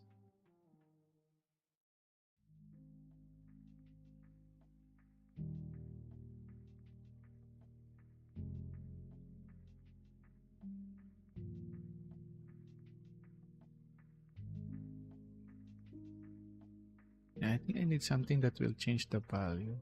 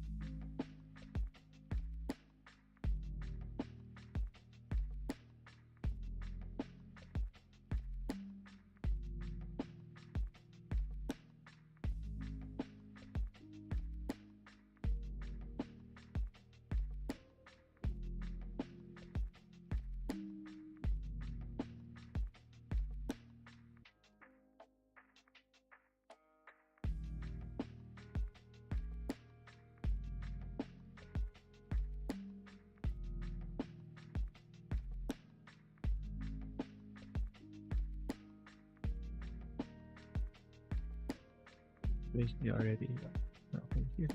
Now, okay, so how do we, so we will try to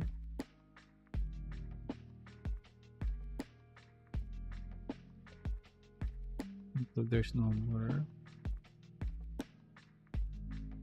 pair to be found. So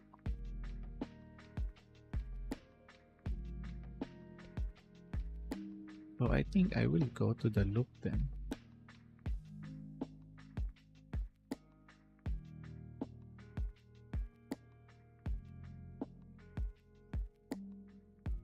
Oh shit. Oh my god.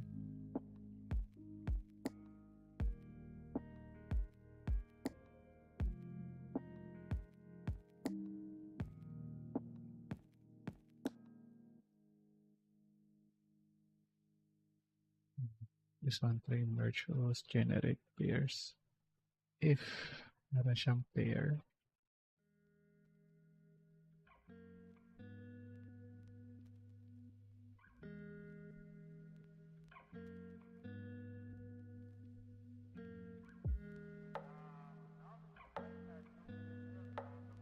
generate pairs. Then there is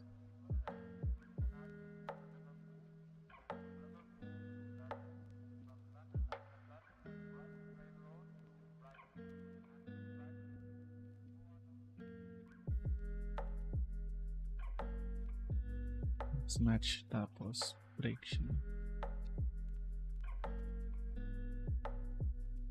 Skip, mas match. Wala nang match.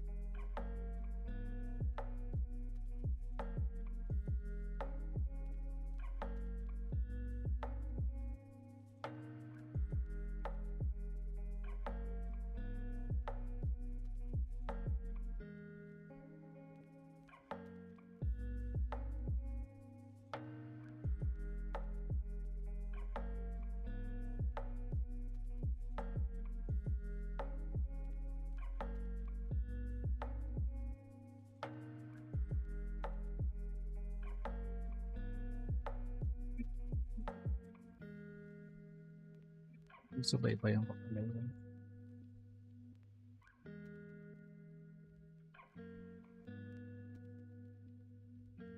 Okay. Okay. Tama pala. So, RT pair. Naging PLA. But, ano nangyari? Ba't nagiging RT pairs?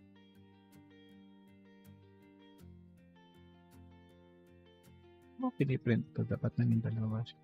PLA. Tapos meron siyang match dito.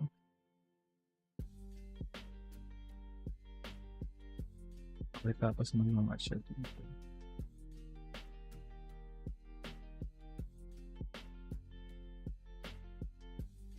Okay, these are the pairs na nakuha natin sa runtime.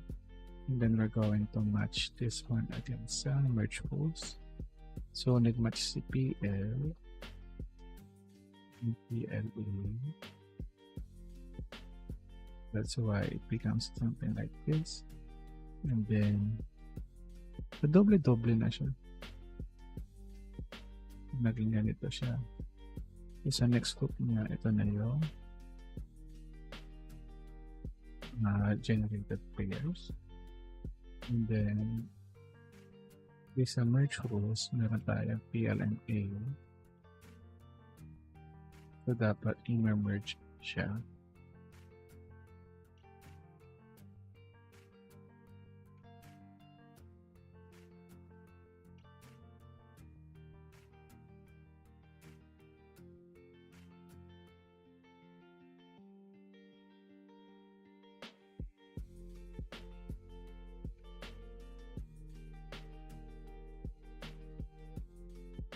Ito yung new symbols. Ba't na doble yung print ko dito?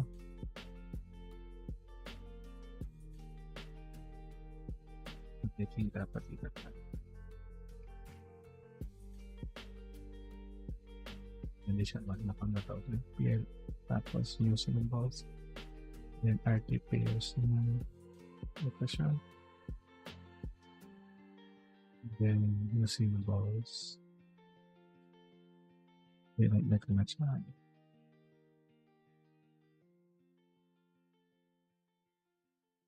Ito yung runtime ko until wala na siya.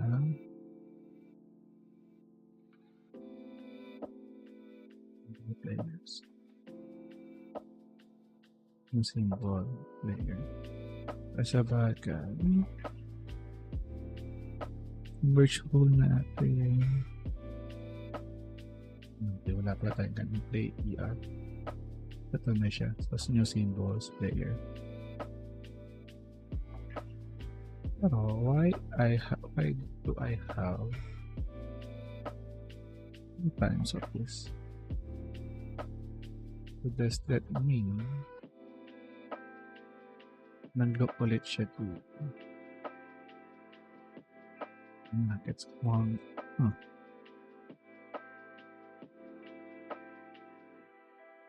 Kasi sa next, okay, so on the next one, so wala na siya nakita pair. Ito.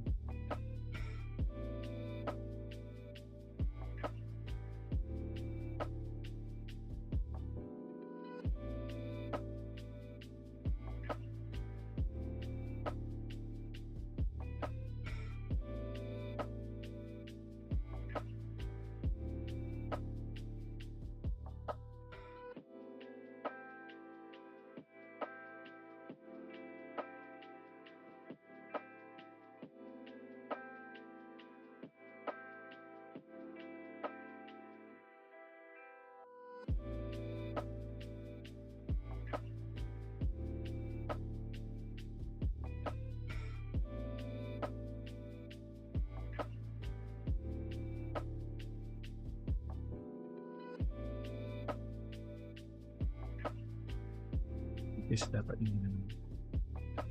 Wala rin palang kwenta na pag-immutable.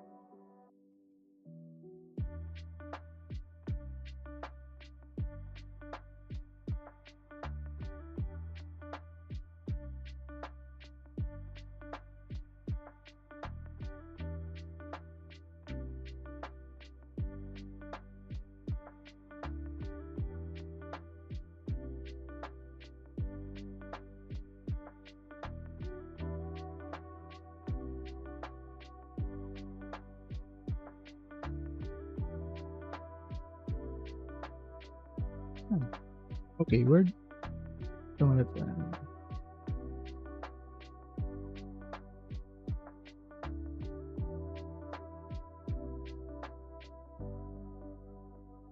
What's updating? What the hell?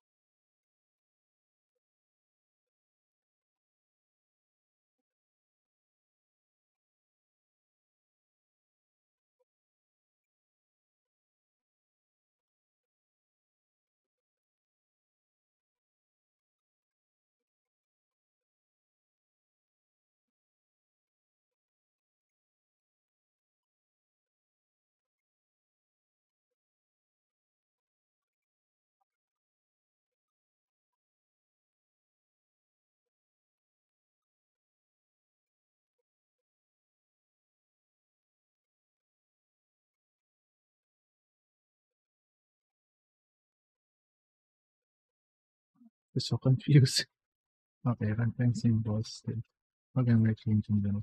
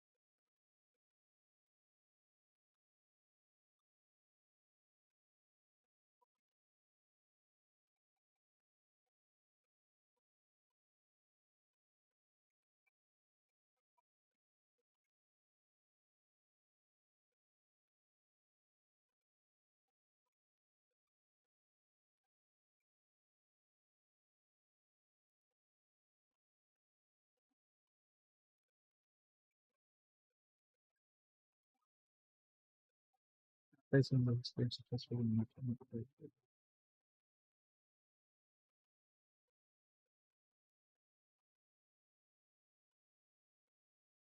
Just don't get it. Does it need pretty much? Exactly much?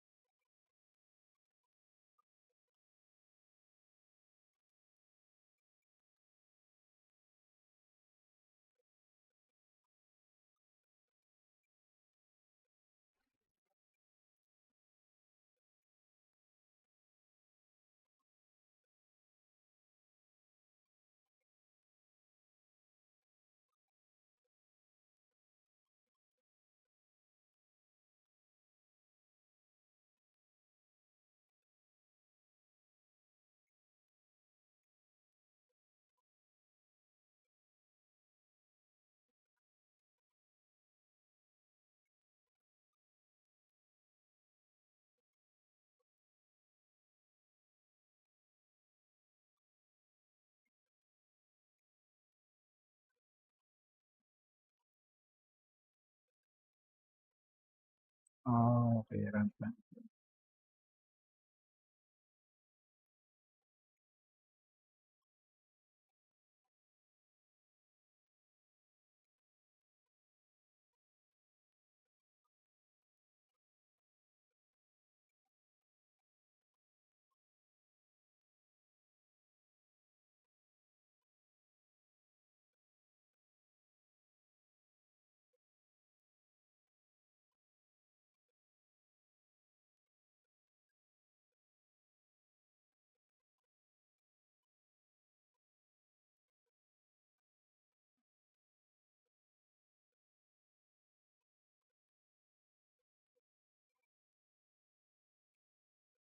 So what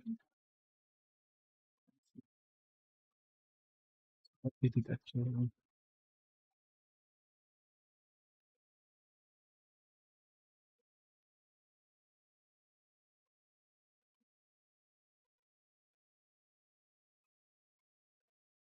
understand how raw text becomes reproducible subword levels. So during training,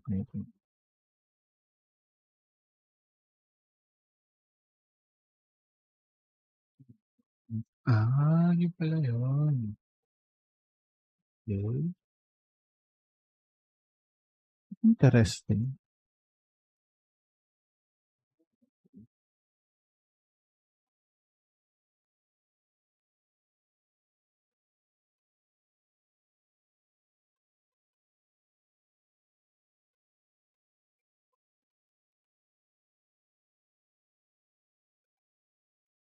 Okay, I'm getting interested on this. I'm so hungry now.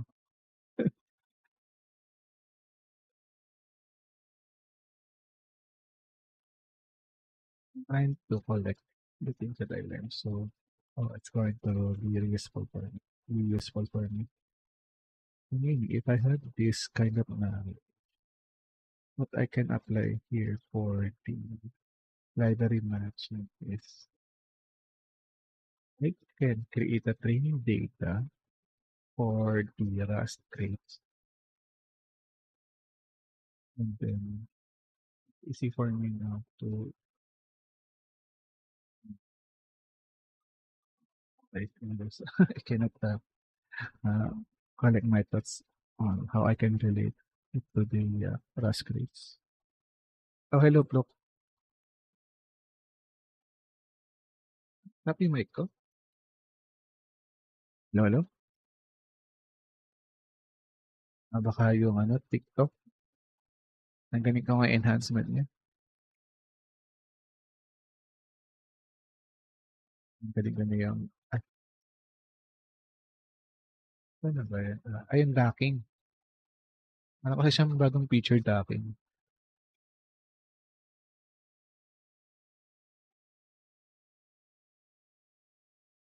Tinanggal ko kasi yung, Yung ay meron akong na-enable na na feature na bago ni TikTok Live Studio. Ang parang may something yata sa mic ko.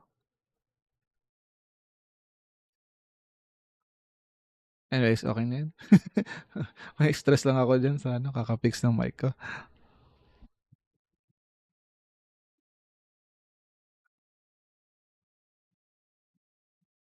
Or baka may something lang dito sa mic ko talaga.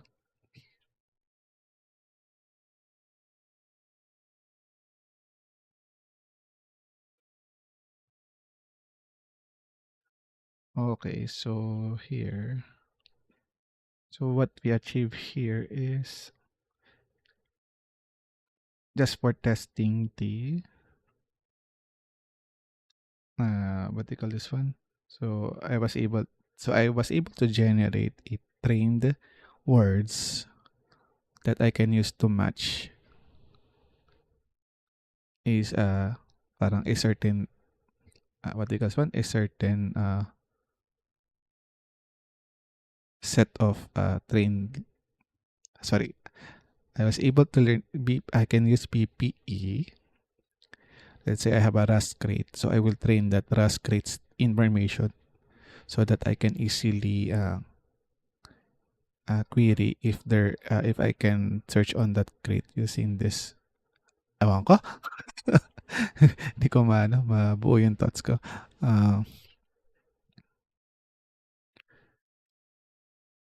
So, mangyayari, wait, so I try ko nga, I'll try to relate it to the uh, script I'm trying to develop wherein I need to find the right crate. Kasi parang ragata to.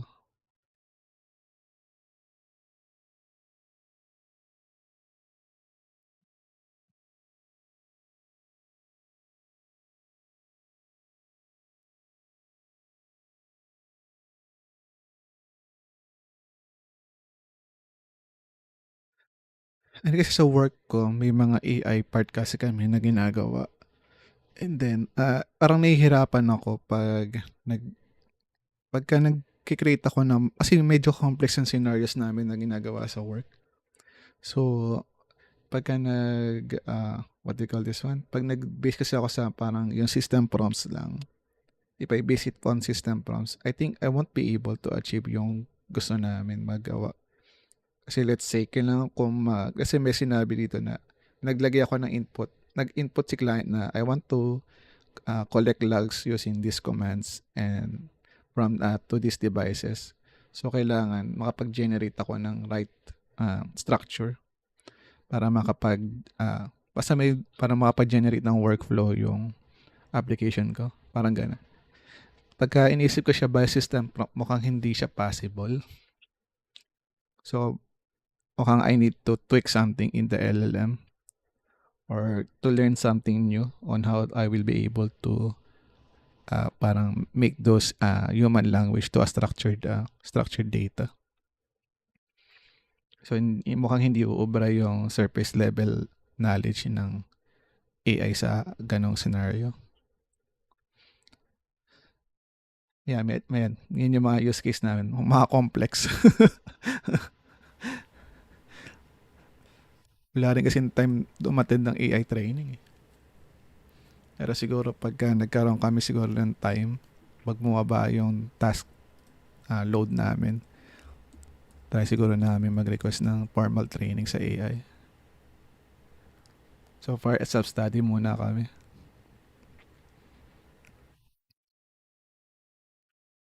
Tsaka dun ginagawa ko rin sa AI coding agent.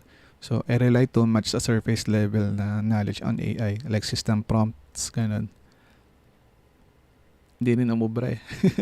Nabobobo pa rin yung, yung LLM eh. Kahit na gumamit na ako ng Gemini and ChatGPT na combo. And also, yan, hindi rin ako makapag-avail ng mas malaking parameter since limited GPU lang ako. Ang mahal kasi ng GPU eh. Amote yan. If I'm going to buy a 16 gig VRAM GPU, I need at least 30K. Tapos, I need to change my motherboard. Kasi lang ako mini ATX lang ako na motherboard. So, medyo compressed yung CPU ko. Ay, yung board ko. So, kung magdo-dual GPU ko, hindi kasya. And I need at least 2 PCIe 4 slot para same sila na speed.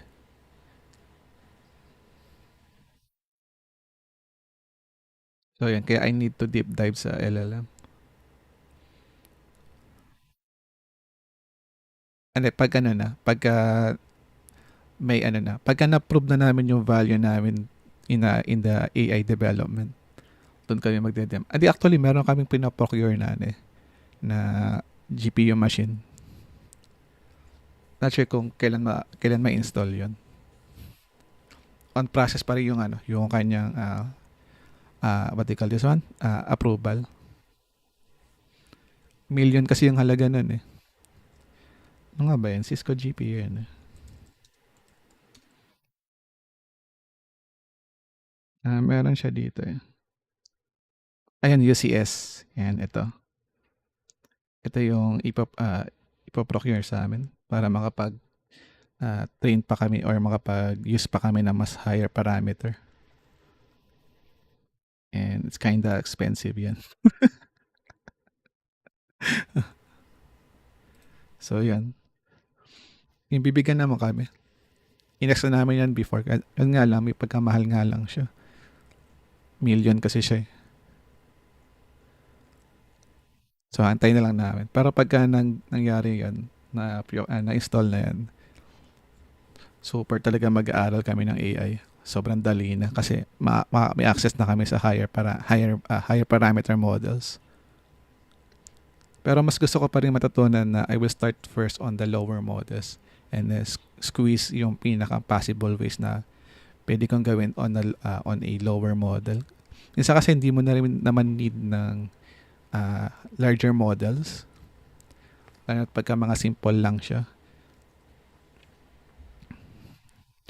And usually, let's say kung gusto mo ng application na may AI capability that can work on, let's say, mobile phone or a simple laptop, ganun. Yeah, hindi ako, dati nung mga early careers ko, puro web dev. Ngayon, combination na siya. May systems programming, may web dev. Pag gumagawa kami ng applications yun, minsan mga web-based. Inagawa naming web-based para at least merong user interface. Kasi browser is browser is king pa rin when it comes to pag you wanted to give face or parang kailangan mo na magbigay ng parang client facing na mas madaling i-deploy sa mga client or customer. Pero ang behind the scene, gumagawa kami ng, let's say, mga nag-access ng network device. Kasi may mga different integration sa mga systems, ganun. May nag-analyze.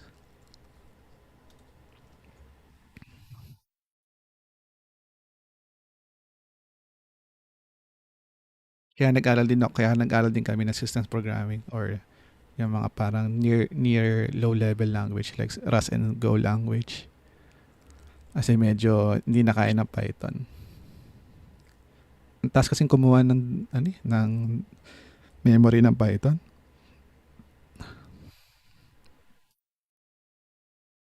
So we become useful when the model occurs. Larger, evolving, unpredictable language where storing every word as token would be possible or inefficient. So suppose tokenizer uses whole word vocabulary. Then these are the separate tokens. Vocabulary explodes very fast. Oh, okay. Mukhang mapatagal ako sa libro na to. Because I wanted to study this GPU NVIDIA Oxide. Mukhang maganda tong i-combo sa BP. Tanong ko kay ChatGPT. I think medyo need mo na experience. Medyo siya, may pagka-complex na. In terms of ginagawa ko, mukhang kailangan may experience ka na. Pero at least siguro mga 3 years of experience. Kasi mas iba kasi based lang sa current trend Kasi ngayon medyo mataas na expectation for entry level Hindi na siya yung katulad nung way back 2016 mga ganon na hindi medyo chill lang yung mga skills required for entry level. Ngayon kasi hindi na Parang yung senior level na during 2016 to 2019 are the skills required now on the entry level. Parang ganun yung expectation So parang ganun na yung expectation ngayon. So meaning yung 2016 skills ng mga senior developer are now the entry level skills in 2026 up and in the succeeding years because of the emerge of AI.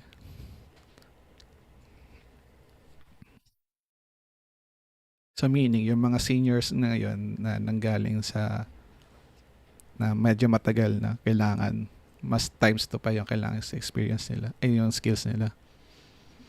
Medyo nakakapagod nga lang. Dati kasi basta marunong ka lang ng jQuery, mga ganun, React, Vue.js, unique na yung skills mo eh. Pero ngayon, kahit marunong ka ng yung mga ganyan, React, Vue, parang it's something na very common na ngayon. Hindi siya masyadong mapapawaw ka dun sa skills na yun. Pagka sa entry level lang. Parang na siya, common na siya. So, nag-evolve siya. Nagkakaroon ng shift.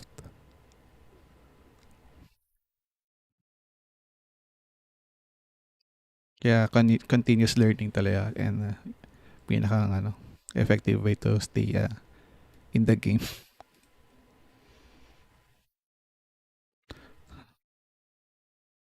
Gutom na ako.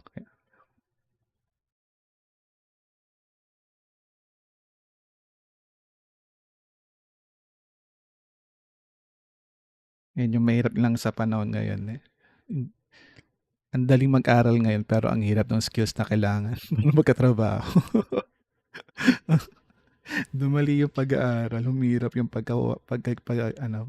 humirap yung pagiging employed dahil sa dahil sa competition. Yeah, yun nga yung kailangan doon sa mga colleges and universities. They need to keep up with the changes sa industry. Kailangan tied na siya sa industry, hindi siya puro academics lang. I mean, hindi siya yung parang fixed na parang fixed na topics. Kasi foundation ng programming, yeah, it might not change, pero yung sa industry kasi ngayon nagkakaroon ng change din sa how we program din eh. So let's say ngayon mas focus na sa let's say sa pagiging memory safety, mga ganun, memory safety programming or defensive programming. So mga ganun type ng mga changes. So dapat maging keep up to date din yung Pero medyo mahirap din kasi i-apply yan sa academia. Kasi kailangan din i-match din sa skills ng magtuturo. Kasi it's something na rin yan. So, yun, kailangan ng better planning doon. Kasi hindi naman pwedeng every year nag-iiba yung skills ng mga professor. Pero at least dapat hindi masyadong naglalag behind sa current trend. Siguro at least mga every 2 years or 3 years nagbabago sila ng curriculum. Ina-update nila. Medyo mahirap kasi yung parang impossible yung every year. Unless lang kung may better, maganda yung training.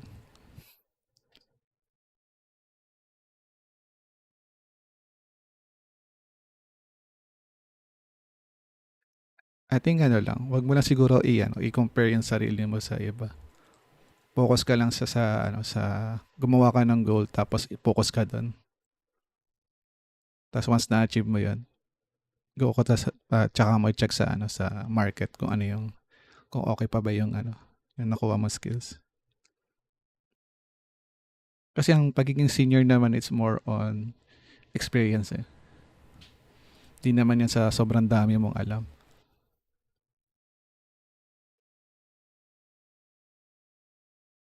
Kasi pwede kang maraming alam na technology pero you lack experience.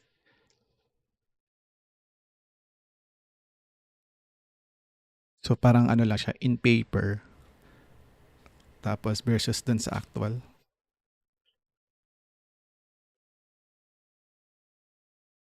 Para sa akin, ang sukatan na pagiging senior developer is more on experience, not on paper.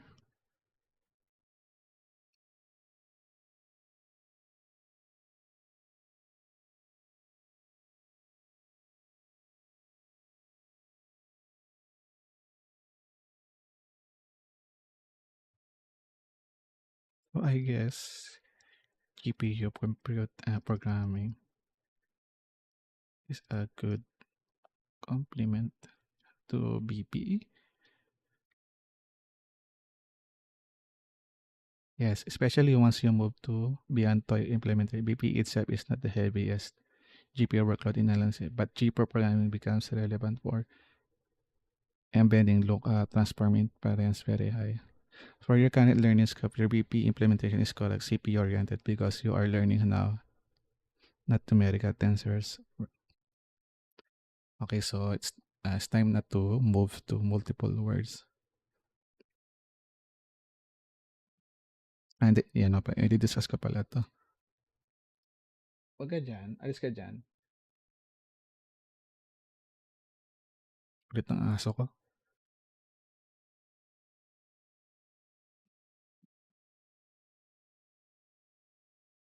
Alright, so if I can use BP and G for programming, so they are complement.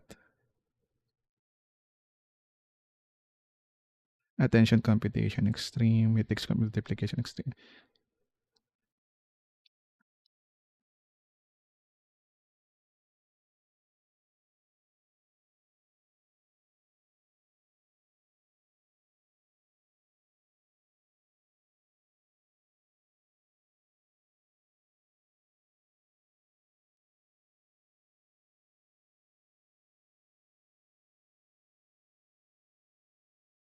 Okay, I'm not going to move on until we haven't tried the multiple words. So I think if I were able to finish this tonight, but I will take a break for now. I'm kind of hungry. Probably I will continue this later around 1 a.m.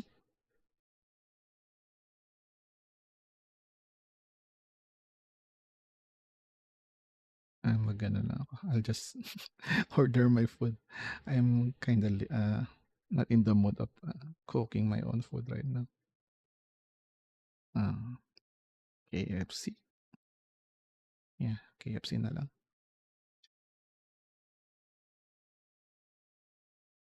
Wait, which KFC? Oh no, KFC without chicken? What the hell?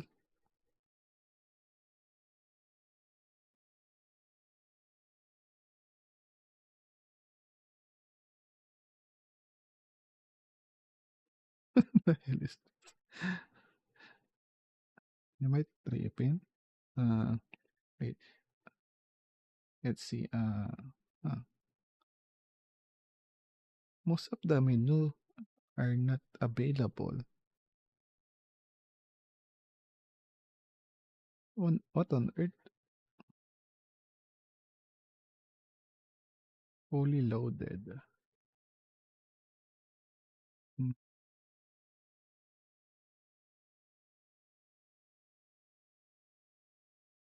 This is a lot. I don't want this kind of fully loaded.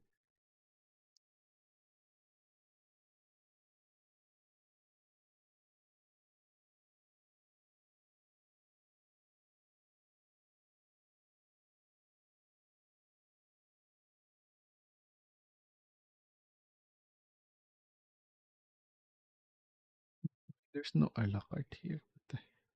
Oh my god.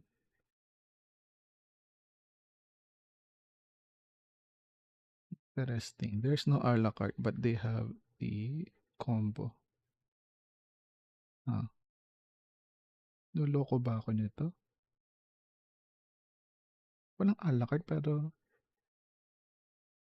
pag may combo, may combo na drinks, okay. Ha?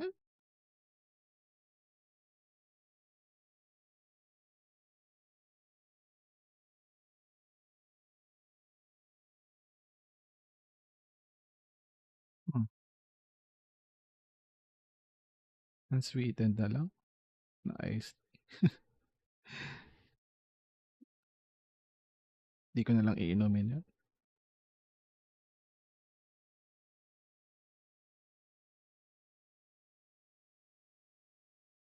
Ayun. Oh my god. 72 pesos delivery. Okay na yan. Sa Monday to Friday naman is I'm cooking my food. So Saturday and Sunday lang naman ng ano ko, ang mga fast food ko. Para may time ako. Lakas umubos ng time ng pagluluto. Okay, good. Let's extend runtime encoding from one word to multiple word, but keep it simple. Runtime encoding for multiple words, player played. You already know how to encode one word. Now simple. Split the white space. Split by white space. Run single word VPE per word. Concatenate the results. So, okay. So important, white space handling is simplified here. Real GPT style token often preserve spaces as part of tokens, but we will handle that under byte level. Oh shit, madami pa palang topic. May byte level pa.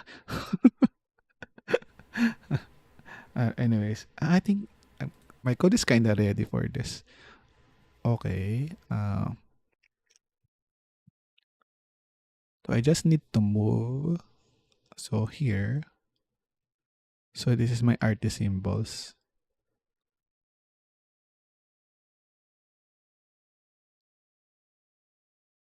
So your task is produce the symbols. So does that mean I will mutate my original corpus?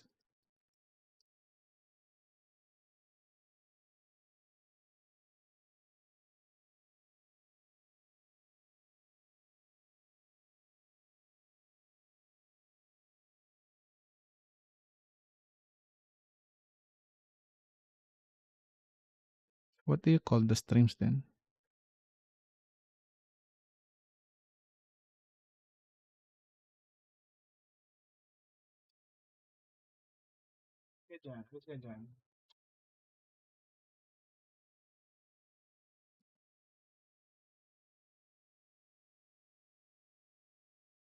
But ang pangit ng grammar. PPA tokens. Okay, tokens ang tawag sa kanya. Alright, so it's a set of so append lang tayo here. So let's see a vector of string, still a vector of string.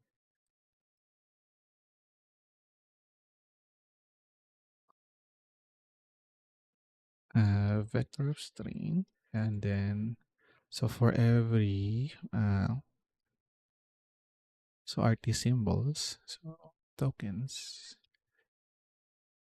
append RT symbols. Right, is it correct? As match RT symbols. Yep, RT symbols. Okay, so we need to expected and mute. Okay.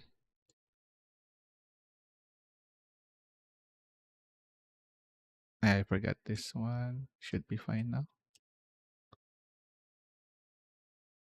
So let's remove this.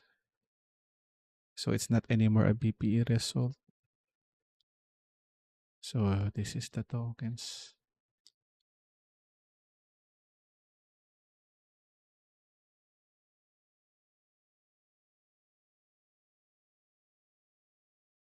So there's no vocabulary size now. So initial symbols, corpus, RT pairs.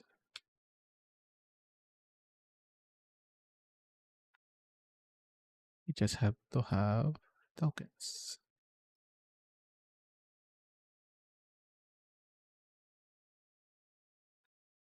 And then I just need to adjust my input here.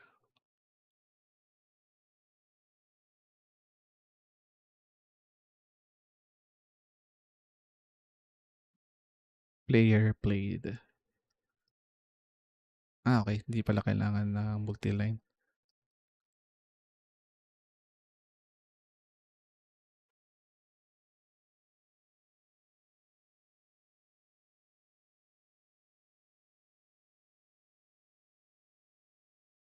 All right, so here, so for the corpus, yeah, we still split it on white space. So this is my tokens.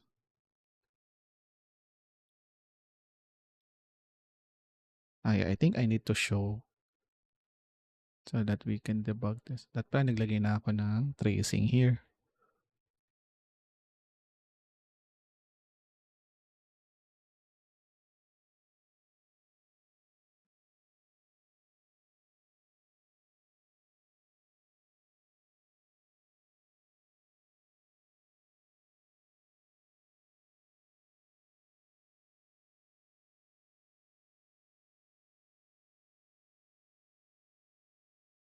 Up, what the?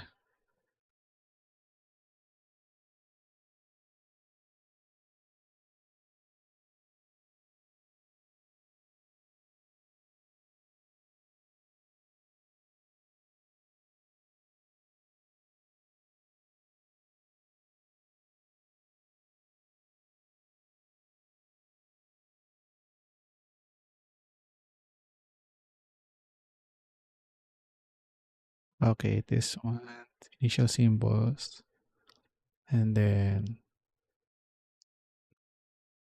RT pairs, RT symbols. All right, so let's put something here.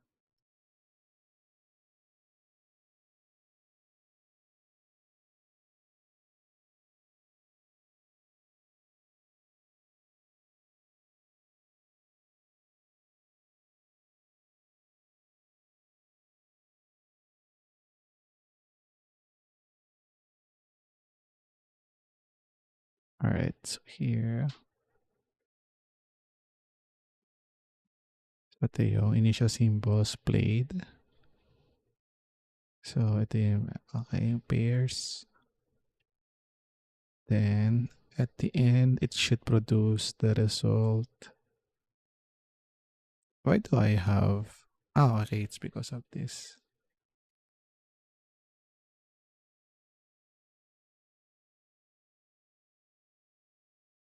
Right, so para wala na siya.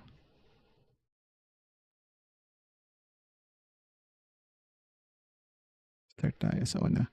So these are my merge rules, initial symbols. Then my first pairs. Then it was able to get the result. And then my tokens are here. Mabilis na pala. Tapos yan, later, I will try to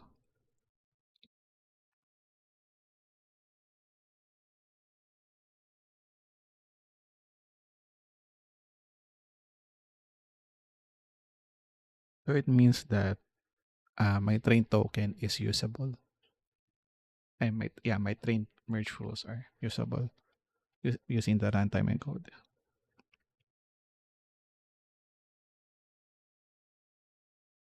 Token IDs na later. Yes. 2 hours. Oh my god. Naintindihan ko na siya. Maganda nga. I think it's a really good thing to learn this. Lalo na if I'm going to go for a lower models and then I will be using my own model and then I will just use a base model so that there's a it's a specialized specialized model. So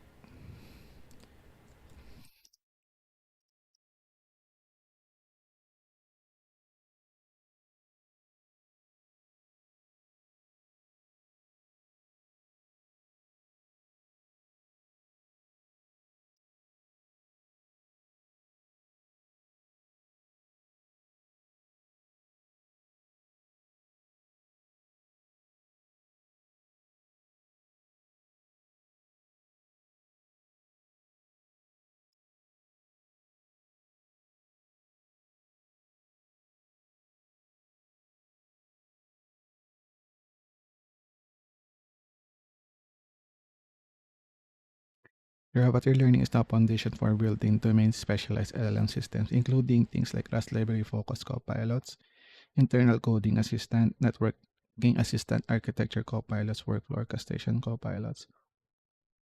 Oh, because tokenization directly affects vocabulary efficiency, context comprehension, code understanding, embedding reuse.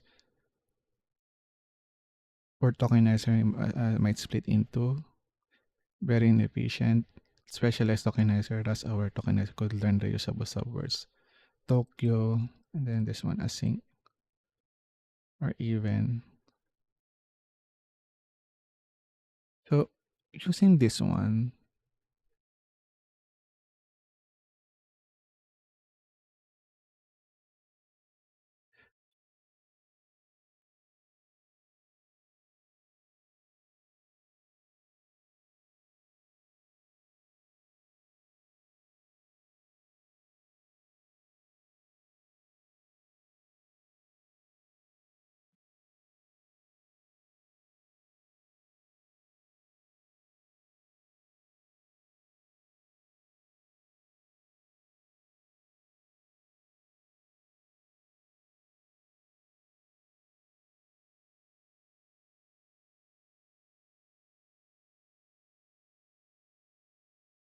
okay.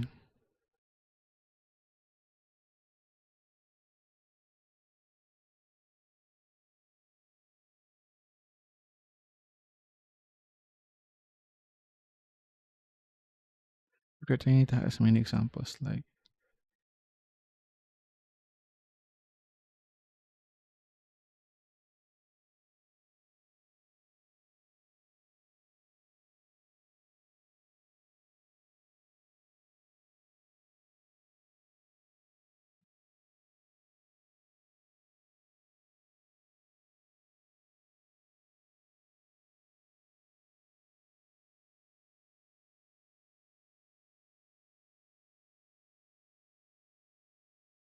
how does be?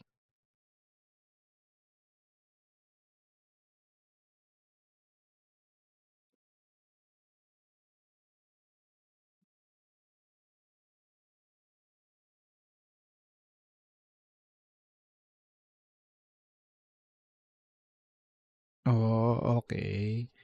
So yung pinaka magma-match. I get it now. So kung ano yung pinakang keyword na pinaka magma-match doon, yun yung gagamitin niya. Oh, I see now.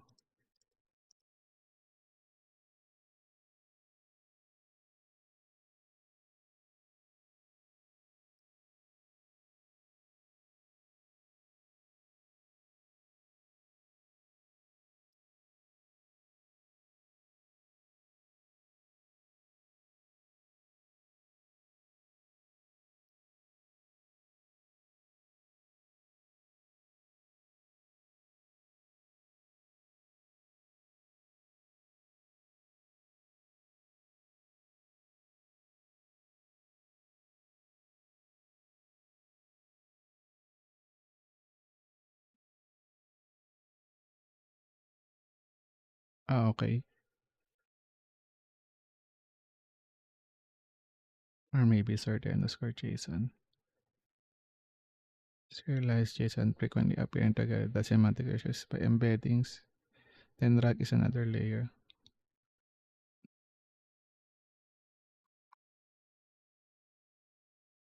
How do I serialize structs in a BP produces? How do I serialize instructs?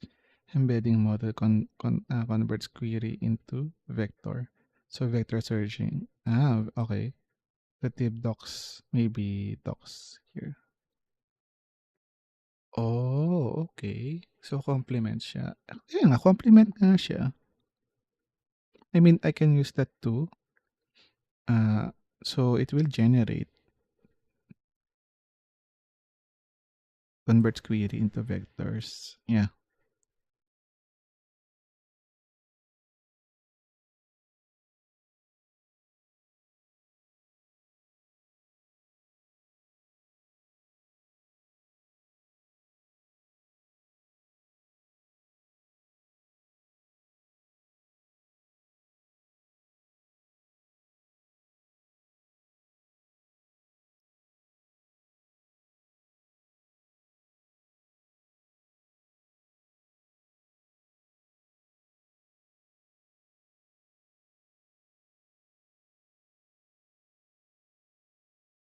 Tama naman.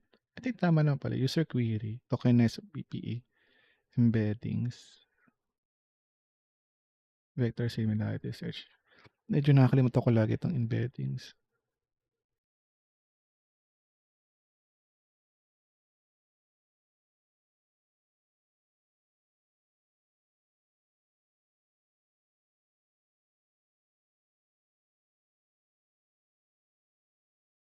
This one is more on ano lang to eh. More on what do you call this one? This one is more on generating lang to ng ano eh, ng tokens eh, yung embeddings.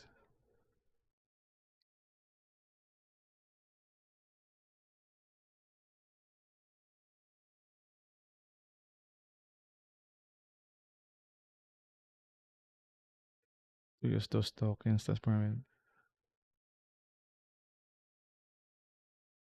Yeah, this one. This is where vector similarity search. The transformer learns serialized JSON Rask frequently appears together. That semantic relationship is learned by embeddings, attention, and weights, not PP itself. So then RAG is another layer.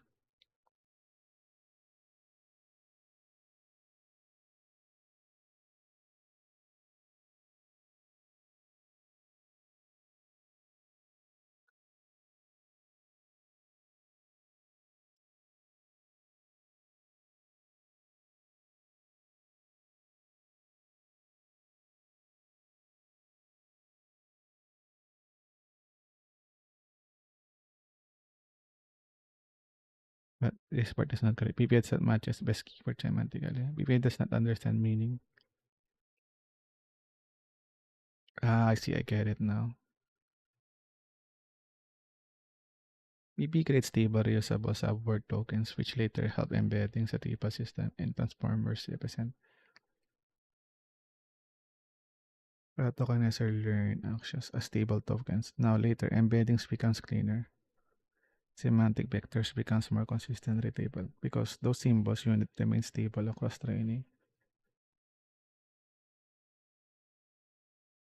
Okay, so I think magiging my understanding here is going to be more accurate or be more clearer once I move to other topics.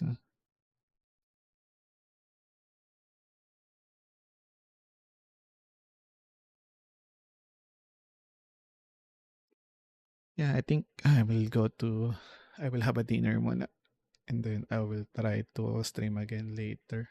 Probably madaling araw or around 1 a.m. or because I wanted to play also Sukoden after this dinner, then Sukoden, then study again. All right, that's it. Thank you guys. See you and bye bye.